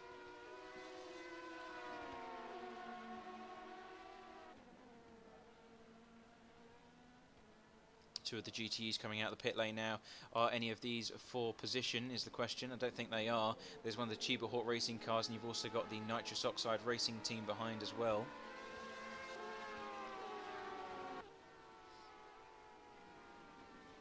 And we've got a battle between the number 7 car and Louis Marino as well in the LMP2 side of things, although that's now just disappeared. What is live timing doing? It's really throwing me off. I know, apologies, it's between Sebastian Kazmala and Hansa Racing perhaps? Yes, it is. It's just a bit outdated. That's not 0.4 seconds as it suggests. That's more like a second and a half. Yeah, it's just been updated a second and a half between the number 7 and the Hansa Racing team. I hate it when it does that. Why does live timing lie all the time? It's like, oh, there's a race going on here, Matt. Oh, no, sorry, that's not true. And then it just changed to about 5-second gap, so it's slightly infuriating, but there you go. Now 3.2 seconds between the number 7 and the 69 car, so that gap has now extended even further. And the number 7 is still chasing down the number 20 as well, so 6 seconds adrift of that podium spot for the Podium Sim Racing team. Sebastian Kazmala still in charge of that 4th place LMP2 for the time being. Looking at GTE, the gaps are extending even more so now. We've got the fairly large array of DNFs at the bottom of the field.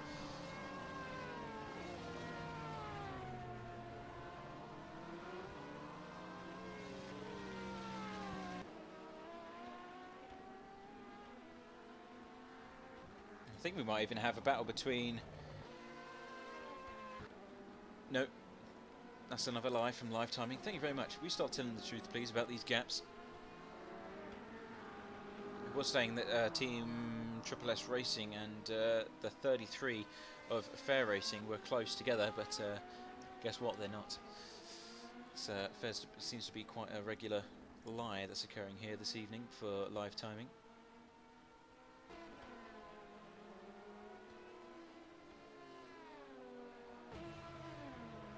Let's go to the lead of the GTEs.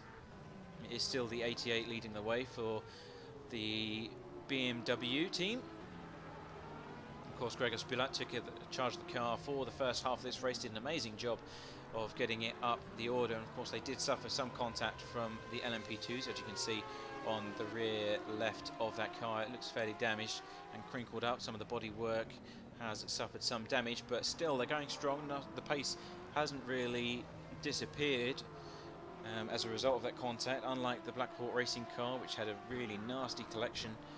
But in second place is, of course, the Vortex Sim Sports, and that's about half a lap, almost an entire lap's worth deficit compared to the leading car, which is unfortunate, but they're holding on to second place in the 25 for Vortex Sim Sport for the time being. Mantis Rikas in the Rookie Monsters car, the 81 Porsche in third place, so we have had a position change between themselves and Daniel Wisner. So Black Hawk Racing moving down the order again. That's a sad sight to see, because we know that they're extremely quick, but they're just trying to manage the damage that they've suffered during the course of these last 2.5 hours. And then we have Arkadiusz Triba as well in charge of the Taka Viper Racing in GTE, and he's going to be closing down the gap to that Black Hawk Racing car as we speak. Let's see, have a look at the gap. It's 28 seconds, which is quite a tall order. There's 40 minutes left in this race, so it's not impossible to make up that ground, but it won't be easy either. If we look at the last lap times from these guys, the Black Hawk car and the Taka Viper car, it's 1:31.1 from the Black Hawk Racing BMW, and it is from the number 32 a 1:31.2, so only a tenth slower, and he's just going to cross the timing line now 1/10 quicker, so it's a 1:30 dead. So he is slowly eating into that lead, but he needs to do a bit more if he's going to be able to catch up in time. That's a large deficit that he needs to knock down. Of course, Tiziano Urbanati is in the car behind, 12.5 seconds adrift, and he's actually just slowing down quite considerably. Let's have a look, see if anything has happened for the 14 car. No, it was off circuit by quite a bit. Not too sure if he's had an accident. We'll have a look at his last lap time as and when he comes across the start-finish. And fingers crossed that hasn't caused any issues. But the gap has now extended to around 17 seconds between Arkadiusz and Tiziano. So not... Ooh, a bit of a tank slapper there as he exits turn 8. That is an amazing save there from the Porsche driver. And it doesn't look like we're going to see Daniel Vidamari take part in this round for Team RSI, which is a shame. We know that he's extremely quick. So just Alicio Filito and Tiziano this time by.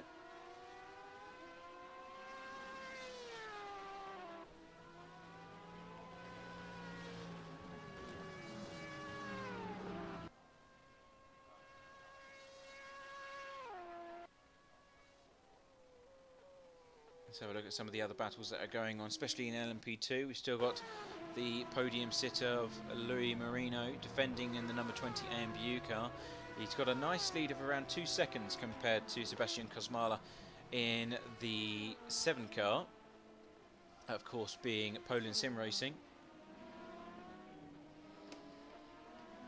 But he's got a lot of work to do in order to get past. Of course, catching up is one thing, overtaking is another.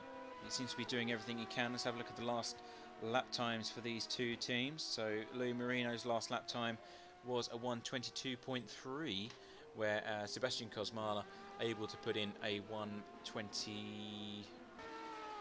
Oh, actually, no, that's the wrong time. Yeah, 1:21.1. So 2/10 faster that last lap time. But of course, they are coming up on some GTE cars as we speak. It's going to slow them down quite considerably. Now they have to navigate their way through as quickly as possible to minimise the damage to their race and their lap times. The gap now 1.2 seconds. Of course, behind them is Hansa Racing as well by around 5 seconds. So they are slowly starting to fall back, the Hansa Racing car, the 69. So, but if they can come home with a 5th place position, I'm sure they'll be extremely happy with that.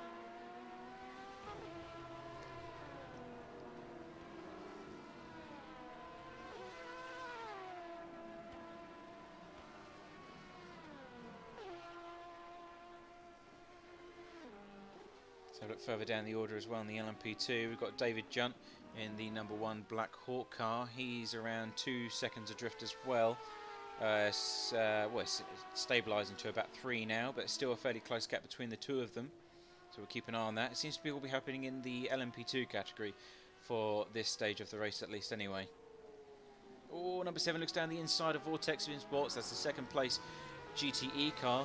Bit of oversteer there as he exits turn 4, but manages to wrestle the LMP2 back into submission again and down the inside of number 12 GTE. That's the Seawolf Netrace Motorsport team with Christopher Muller in charge. They're currently in P9, so not a good result for them, but I'm sure it's still within the points. A fairly comfortable lead over some of the other teams at this stage of the championship, and of course it is the first official race that they've done with us outside of pre-season testing as well, so I'm sure that they'll be pleased with that for the start of the season.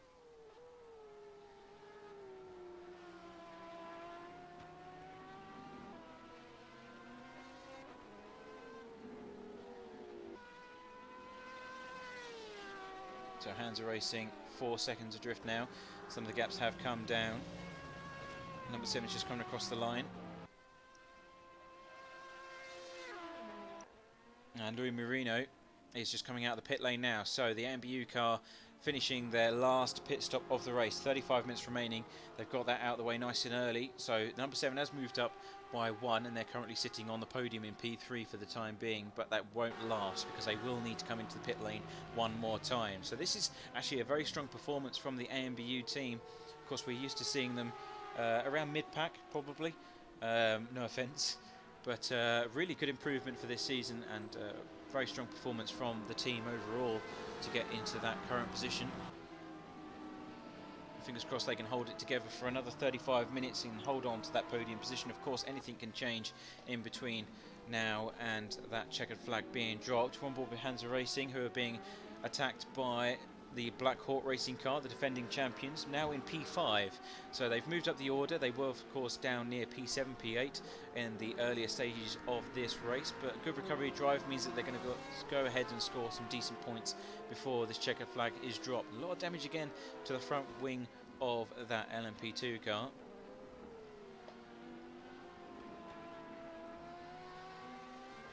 Now, if we look into the lead of the LMP2s as well, an interesting point to make is that the Reborn Racers car is only around 30 seconds ahead now of the 41 Fair Racing team. So that is, well, they've lost some time, essentially, around 10 seconds, in fact, when compared to the others. And then Fair Racing team have got around 40 seconds themselves advantage over the number 7 car from Poland Sim Racing.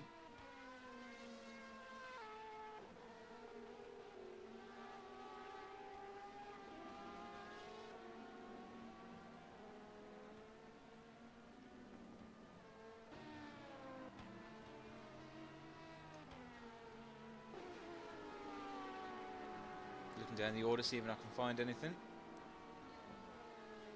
Pretty much the Black Hawk car and of course the Hansa Racing team as well. Only about 9 seconds between all 3 cars involved for that overall third place spot. But that is the closest battle that we've got on our hands. Another news, the Black Hawk Racing GTE car, further bad news for them because they've gone down the order even further. Mantis Rikas, of course, in the Rookie Monster car, that's the 81, into 3rd place, so they're not even on the podium anymore. Arkadis Treba, who's the next car down, to see if they've actually been able to improve in the last few laps and try and catch up to them. It's 30 seconds actually, so it's actually widened the gap between the two teams, and it's 13 seconds to Team RSI, who are trailing behind in P6 for the time being. So things will start to heat up, fingers crossed, at the last half hour of this race, but we'll just have to wait and see.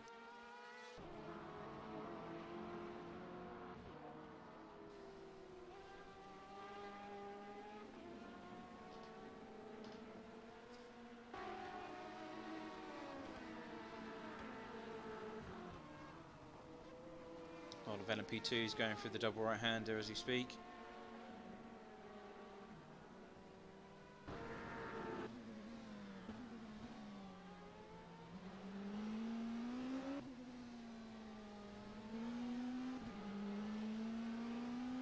Blue flag waved, trying to get out of the path of this battle. Okay, so Hansa Racing struggling there to get past all of the traffic. The Taka Viper racing car got in the way. They couldn't get past, had to go the long way round on the outside of the hairpin, and that means that the Black Hawk Racing car has got an opportunity now to get this job done, get out of that 5th place position and get those few extra points that are available in P4. He won't have the slipstream just yet, but he just needs to knock off a few more tenths of a second the next time round, and he may start to benefit from the slipstream the next time round. There's big puffs of smoke there. I think that was from the Hansa Racing car. Yes, it was, as he tries to get as much performance as he can out of that LMP2 car. Goes around the outside. Very aggressive move there from Hansa Racing driver, currently being driven by Matthias Moos as it comes down into turn 4. This is not good news for Hansa Racing. Of course, they're struggling to get by. There goes the 88. Here comes the number 1 car down the inside. Gets past the BMW as well. He's within striking distance now because he's got the slipstream easily in his current position, but he needs to hold that as he navigates his way through Sector 2, these tight hairpins, and this is where the slipstream won't be of a benefit to him. Of course, with the aero packages that these LMP2s have, they want the air to push down on the front wing and make the car as heavy as possible to give it that good corner speed and give these tyres some grip. But of course he just needs to hang in there. Of course the gap has widened just slightly as he comes down into the last corner. Hansa Racing take the inside line from the BMW of Tickle Pickle Racing and back onto the power once again. Back on board in the driver cockpit for David Junt. Has he got enough of a distance between himself and the Hansa Racing car to take advantage? He is very, very gradually starting to close that gap. Here we go. Here's that top speed coming in. Looks down the inside. Is he going to make the move? No, he surely can't. Too far back for David Junt that time round. And this is for P4 in class, remember. 69 of Hansa Racing defending valiantly. But he's just not close enough yet to take advantage of the situation.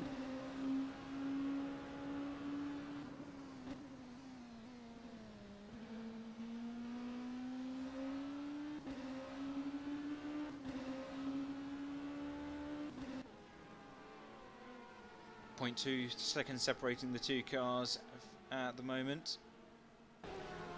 This is a great recovery drive for Black Hawk Racing if they can come away with 4th place. So just keep your eyes on these two cars.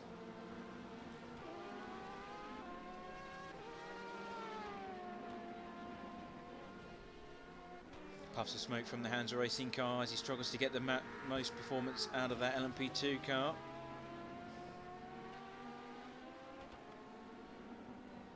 David Junt not close this time by, so he struggled in the mid-sector there, most likely due to the lack of grip, and he's actually further away this time on this lap.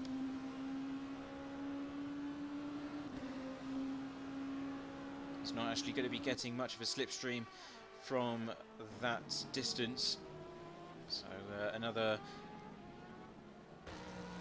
breathing break there for the Hansa Racing team. Of course, Matthias Moos wants to take this car home. It will be one of the best results that Hansa Racing has in CFEG history, or WSCC history, whatever way you want to put it.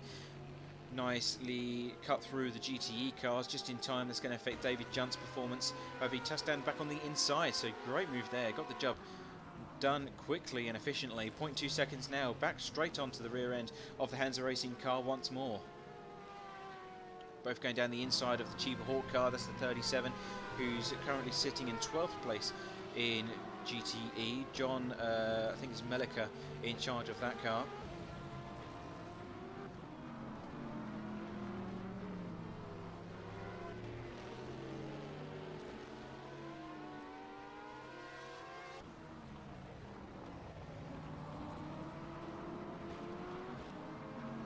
Heavy under the brace, gets stuck behind the rookie monster Corvette there, which isn't having such a great evening here. Number 82, currently on the other side of the timing sheet, so it's like 31 plus, I believe. So not a great result for that team. Here comes Black Hawk Racing though, looking down the inside once more. He's way too far back, obviously just trying to get a reference point for the braking zone into turn 1, which he has done. He's back onto the rear end again. 0.2 seconds. One tries to go around the outside. His sister car in the BMW GTE gets out of the way and tucks himself back in behind. Of course, that's still being driven by Daniel Visner, the 43. They're currently hanging on to 4th place still. The gap between them and the next car, which is the Taco Viper racing car, is around 29 seconds. So they've got a fairly comfortable lead there in the GTE Black Hawk car for the time being at least, and then Team RSI behind them still 17 seconds, but we'll still stay on board with the number 1 and 69 for the time being. Still 0.2 seconds between these two guys, so performance between them is equal. It seems that the Hansa Racing car has the advantage in the mid-sector, provided they hit all their apexes, but as soon as they get on that straight, that's where the Black Hawk Racing car is at an advantage. Of course, the slipstream coming into effect. This time though, Hansa Racing have a slight advantage, a small hope ahead of them, and that's because the LMP2 car of Triple S Racing will offer them some form of slipstream as they come down the back straight. But it has to be said, David Junt is a lot closer this time by. Can he get the job done into the driver's cockpit? He's closing, goes down to the inside line, heavy under the braking zone, too wide into turn 1. He will have the apex, but there's a big puff of smoke from the tyres and gets the job done. Hansa Racing go wide, allow plenty of room, more than what's needed in fact, and that allowed David Junt into the position. That is P4 in the hands of the Black Hawk number 1 car. Now we'll stay on board with these guys still because it is the closest battle on track at the moment. Can Hansa Racing get anything out of this and come back at them? But the gap has extended as they try and navigate their way around one of the rookie monster GTE cars. Goes around the outside, makes the job difficult, but gets the inside for the next corner.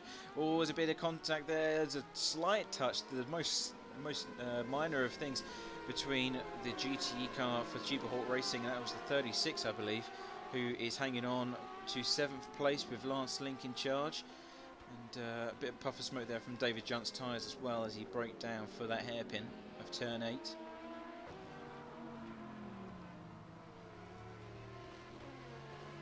Hansa Racing though, about 0.7 seconds adrift now, so the gap is extended. They won't have the advantage of that slipstream, and they're coming into the pit lane, so definitely a different tactic there from the Hansa Racing guys, and this is going to be good news for Louis Marino, because of course he went to the pits a very long time ago, and he'll be looking to take advantage of the situation. He's just coming down into the exit of turn 4 now, onto turn 5, and it'll be... well, the question is, where will Louis Marino come back out onto the track again? Fighting with one of the GTEs, and that is the Vortex Sim Sport, still being driven by Arwin Taruna in the 25 there. They're hanging on to 2nd place.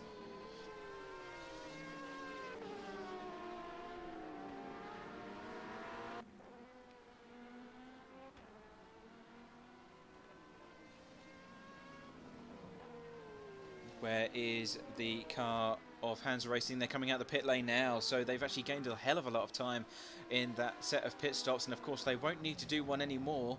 So that's the benefit of coming into the pits later on, because you don't need to fill the tank up, and that means less time in the pit lane. And ooh, big puff of smoke there from the left-hand side of the car, of course trying to use the trail braking as effectively as possible, but Louis Marino does not come back out ahead of the 69 Hansa Racing car and stays in P6 as a result. Now we're not sure what the front grid is going to be doing in terms of the LMP2s. They all appear to be on slightly different strategies, but we are expecting some of them to come in for a splash and dash just to finish off the race, just to get to the end to the checkered flag. Now how much fuel they'll need to get there is the other question, and whether or not that will be required. Team Grazo, the leading car, Reborn Races rather, Francesco Grazo in the 44.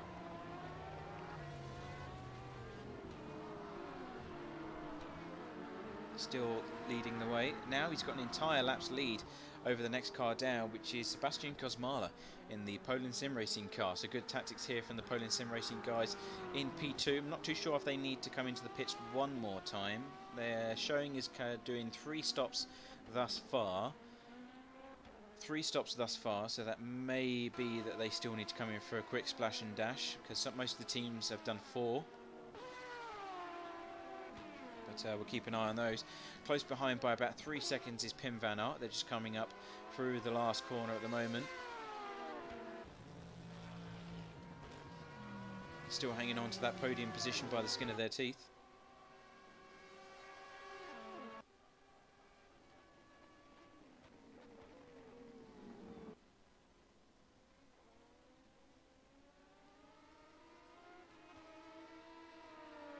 And let's have a look at the Black Hawk Racing car, because they are going to try and take away the 41 car's third place position. This is Sven Deutschmann defending in the 41 Fair Racing team against Black Hawk Racing. Here they come. He's got a lot more speed coming through turns 4 onto 5. Let's see if he can get the job done on the inside. Looking very closely. Yes, he is. He tries to make a move. Not close enough. Very, very nearly collided with the back quarter panel of the 41 there as he tries to get down the inside. Not close enough just yet. Needs to hang on in there.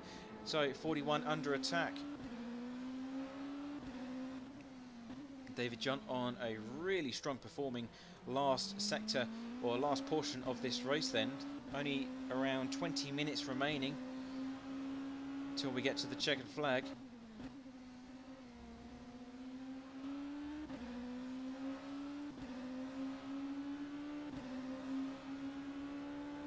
He's surely got more speed coming down into the last corner. Yes, he does. They're too wide as they come down towards the start-finish line. He will have the lead as they reapproach turn 1.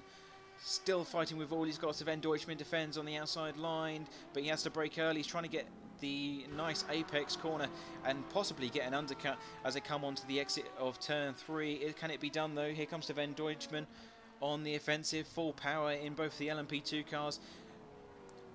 David Junt hugs the inside of the track before going back up to the racing line and continues his charge forwards. That Black Hawk Racing car really on a great performing run here in the last remaining 20 minutes of this race. I'm wondering maybe if they're required to do another pit stop, maybe for a splash and dash, because that's extremely quick compared to the other LMP2 cars. Oh, the 41 makes contact with Taka Viper Virtual Racing as he tries to get tucked in down the inside of the hairpin. So aggressive move there by Sven Deutschmann, trying to get through and save as little, or lose as little time as possible.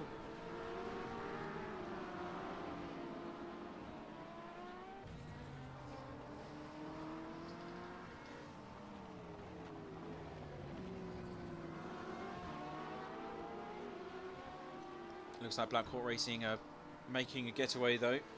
Gap now extending 0.6 seconds as they come onto the start-finish line.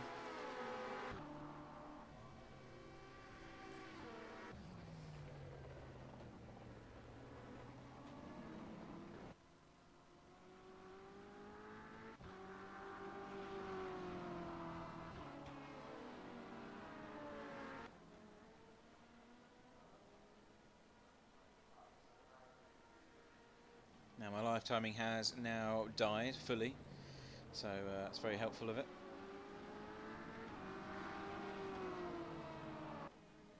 We're going blind, folks.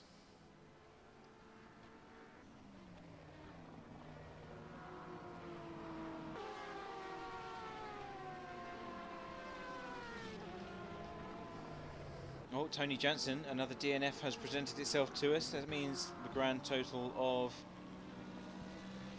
8 cars will not be finishing this race, so not good news for those teams. It's almost a third of the grid, so that's quite a large chunk. Of course, only 30 cars still going around the circuit though.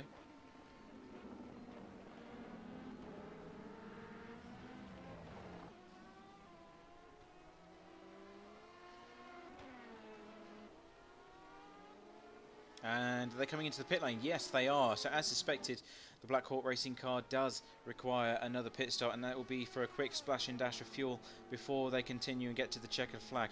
That means then that Pim van Ark and his teammates Sven Deutschmann and Cliff van der Veen will progress into second place once more and hold on to that position until the very end of the race. They've got a fairly nice, comfortable lead compared to the rest of the grid, and that will be around 40 seconds or so.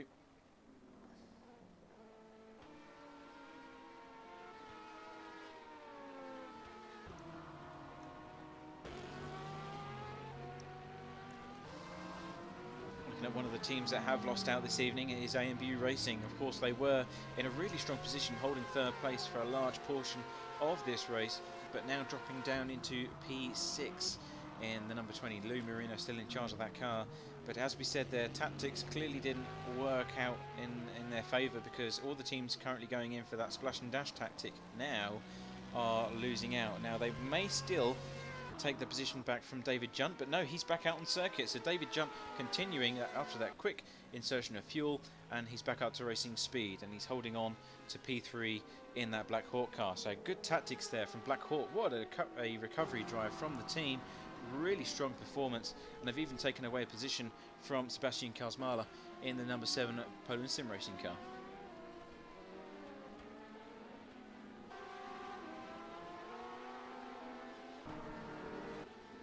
Now Hansa Racing car is still in P5, so strong performance by them still. And we're just waiting to see where Lou Marino is going to reappear, because he's coming on to the exit of turn 5 now. So a nice substantial gap there between those two cars. I'm sure they'll be very pleased to see that as he goes down the inside of the Black Hawk BMW GTE. They're currently still hanging on to 4th place as well for themselves. So Daniel Wisner doing a very good job of defending that position and keeping everyone else behind, away from those all-important points. Still Arkadiusz Triba in the 32 Taka Viper racing car in 5th, and Tiziano Urbanati in the number 2 car in 5th and 6th respectively. Peter Jones is still going strong in the, believe it or not, the 83 Rookie Monster LMP2, so we haven't seen them in quite some time. They will be P10 in class. And then we have Samuel Rovida in the 18 car. They're still in 11th, so some of these teams, of course, still going, but way out of contention compared to the rest of their field.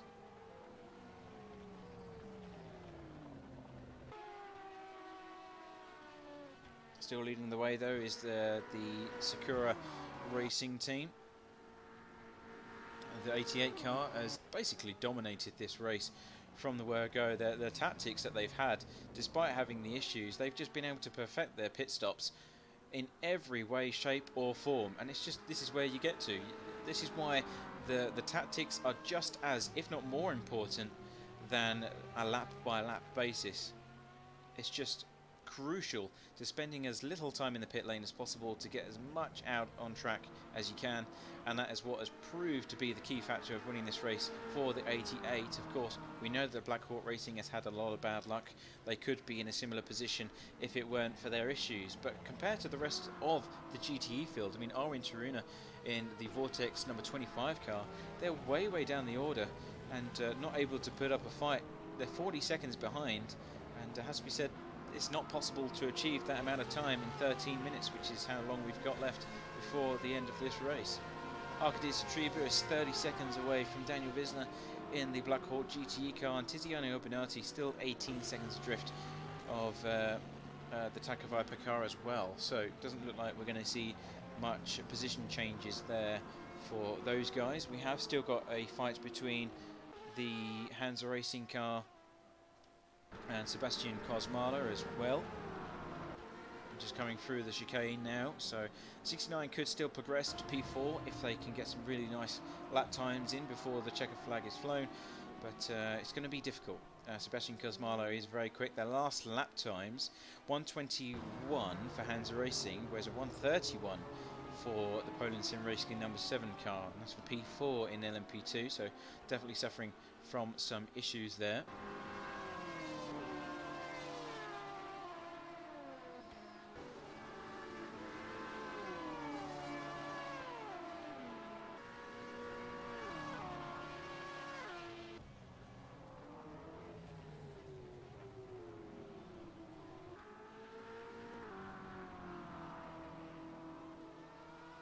Whereas the number 7 is now 2.5 seconds ahead of the Hansa Racing car, and even the number 7 themselves are outside of the points, or the podium positions at least, by only 5 seconds, because David Junt, of course, in the Black Hawk car has done an amazing job of getting that car back up to speed.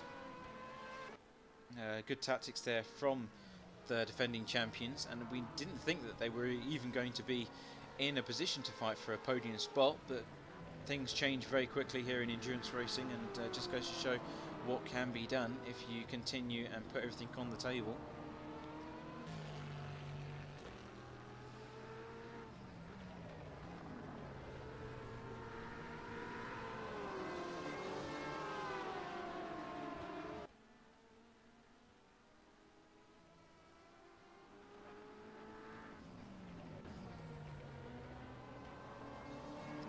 was it? We have 11 minutes remaining in this race now, so it's getting extremely close to the final stages of this race.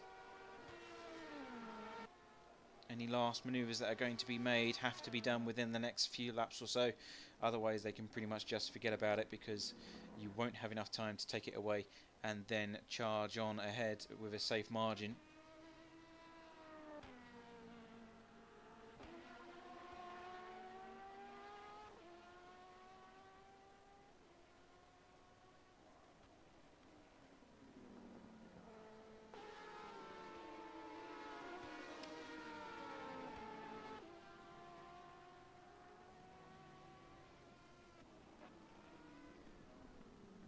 Champ still maintaining itself to Sebastian Kosmala. He's just exiting the two chicanes, and here's a battle between themselves and the Black Hawk racing car. So this is going to be for third place in class. Sebastian Kosmala trying to take that podium position away, which he held for so long in the earlier stages of this race as well. So he's going to be wanting to get that back into the driver view, see what he's got in front of him.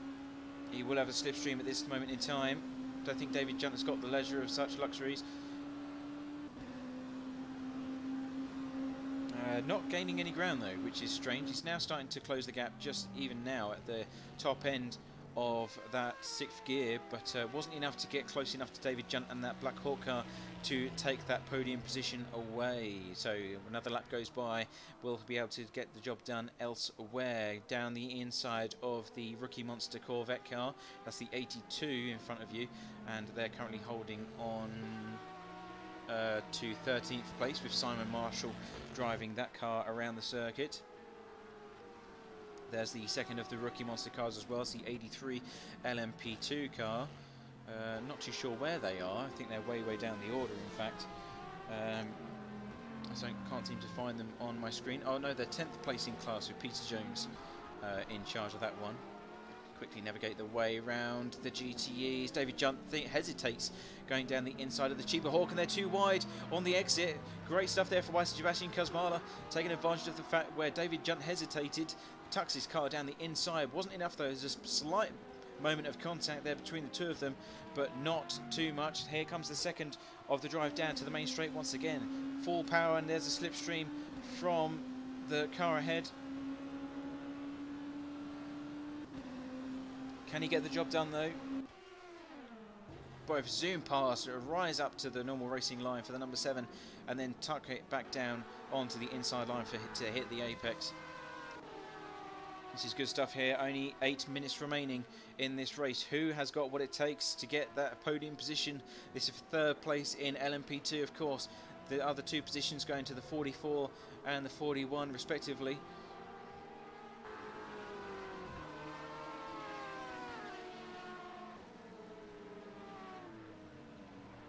0.2 seconds separating them. This is where the GTE traffic navigation is vital. They need to really focus now. Here's the Black Hawk car, just gets out of the way. He's going to make it difficult for the number 4, the 7 car. That was very cheeky there from the Black Hawk car. Just closed the door on the Podium Sim racing car. And I think that needs a bit of a review, that one, because that looked really aggressive there from the defending GTE car. But still manages to get away with it. He still has the slipstream of the Black Hawk car ahead.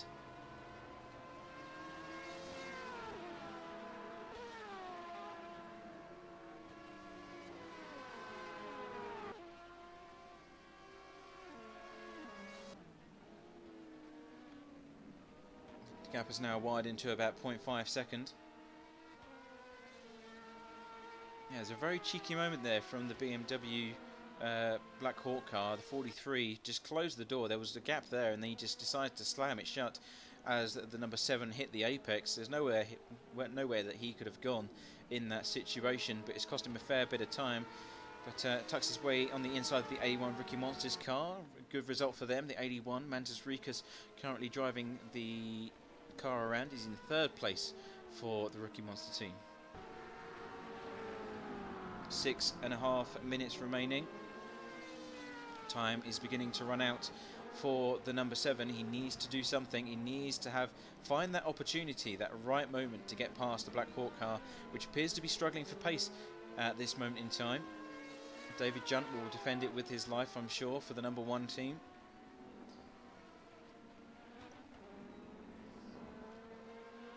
And he's got the inside line. He has the inside line. No, just by the skin of his teeth, David Junt holds that lead. Just about. Here comes the driver cockpit view for you to see the... It looks like, actually, that the number 7 doesn't have as much straight line speed compared to the number 1, because you would expect him to catch him up. Braking down into turn 1. He's going to take the outside line. Great stuff. Holds the inside. He's got the nose in. He's got the nose in. No, he hasn't. David Junt able to just get an inch ahead, just in the nick of time to defend that position away. This is good racing between these two teams. What did I say? Between these two Tims. That's a new one. Oh, bit of off track there. Number 7 really pushing it. Sebastian Kosmala starting to get really frustrated by this entire situation.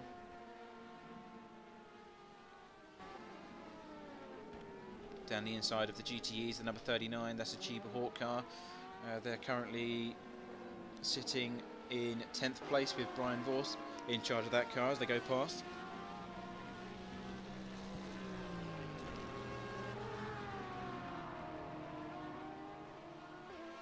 Right, he's going to want the inside line now. Is he going to take it? Is he going to take the dive down to the inside? No, he's not. He thinks better of it. Gets a nice clean run, and he's trying to do the same as what he did last time. Get a nice undercut underneath that Black Hawk Racing car, but the rear of the LMP2 just twitched ever so slightly, and he had to let that extra time go.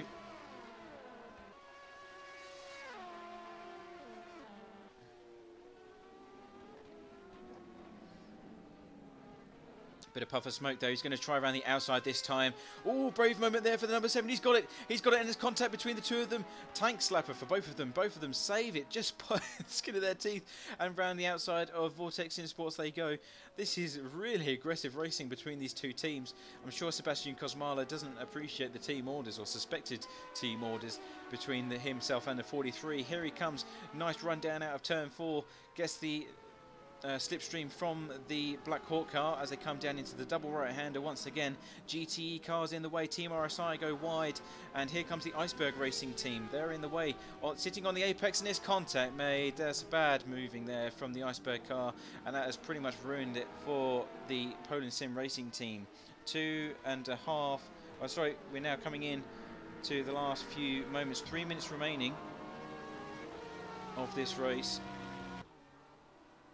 So it's always a back marker, isn't it? It's always a back marker in the way to ruin a really good race between two cars, and unfortunate. Krusty, you beat me to it. You've really beat me to it. I did say at the start, we was talking in the admin chat about how I've got to fit is that Glock somewhere in the live stream, and I just haven't had the opportunity to do it, but yeah, you've beaten me to it there.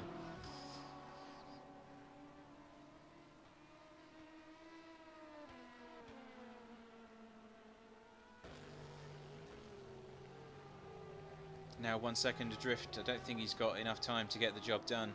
Yeah, just going under the 3-minute marker now. Has to be said, one of the last of 2 remaining laps. It's going to be a tall order. Something's going to happen to the Black Hawk car if Sebastian Kosmala is going to be able to get another opportunity like that.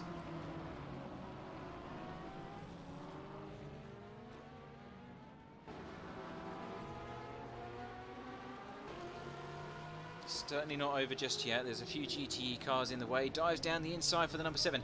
Now he's back in the game. Nice drift around. You saw the rear end of the LMP2 twitching as it tried to regain some form of grip on the tarmac. And here comes Sebastian Kosmala again down the inside of the 38. Gets the job done. The 38 gets pushed wide slightly. Really aggressive driving here from the number 7. And he's got the slipstream back. We're back in the game. Only 2 laps to go before the checkered flag is shown. 2 minutes exactly as they come across the start-finish line. Can he get the job done for Poland Sim Racing? Black Hawk Racing defend down, go down the inside. David Junt doing an amazing job. Look at the brakes glowing heavily as he tries to tuck underneath the Black Hawk Racing car once more. He's got a better run coming out of turn 3. Surely this is the moment where he's going to be able to get down the inside line and take that position away, take that podium position, that third position of LMP2, and overall, of course. So looks down the inside, thinks better of it. David Chunt tries to close the door just in case he decides to go for a little cheeky dive bomb there.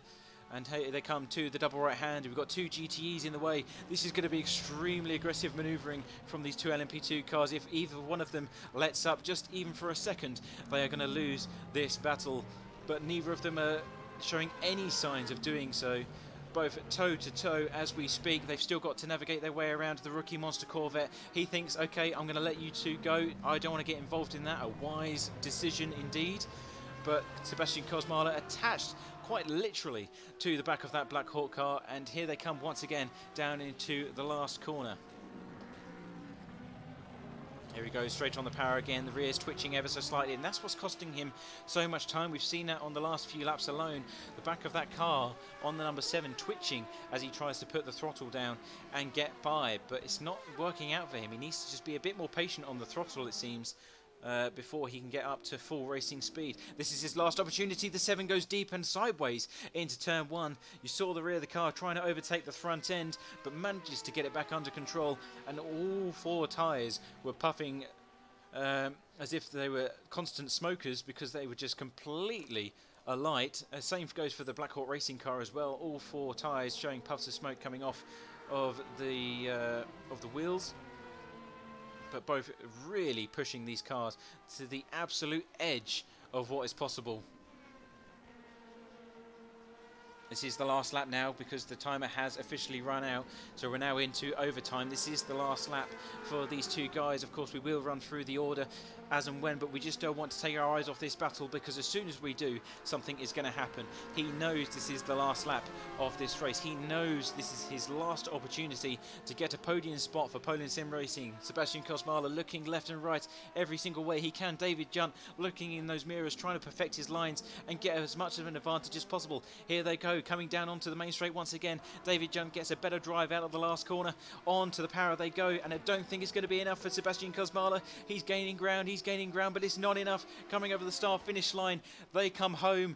What a battle between these 2 guys. That is absolutely incredible. What a drive.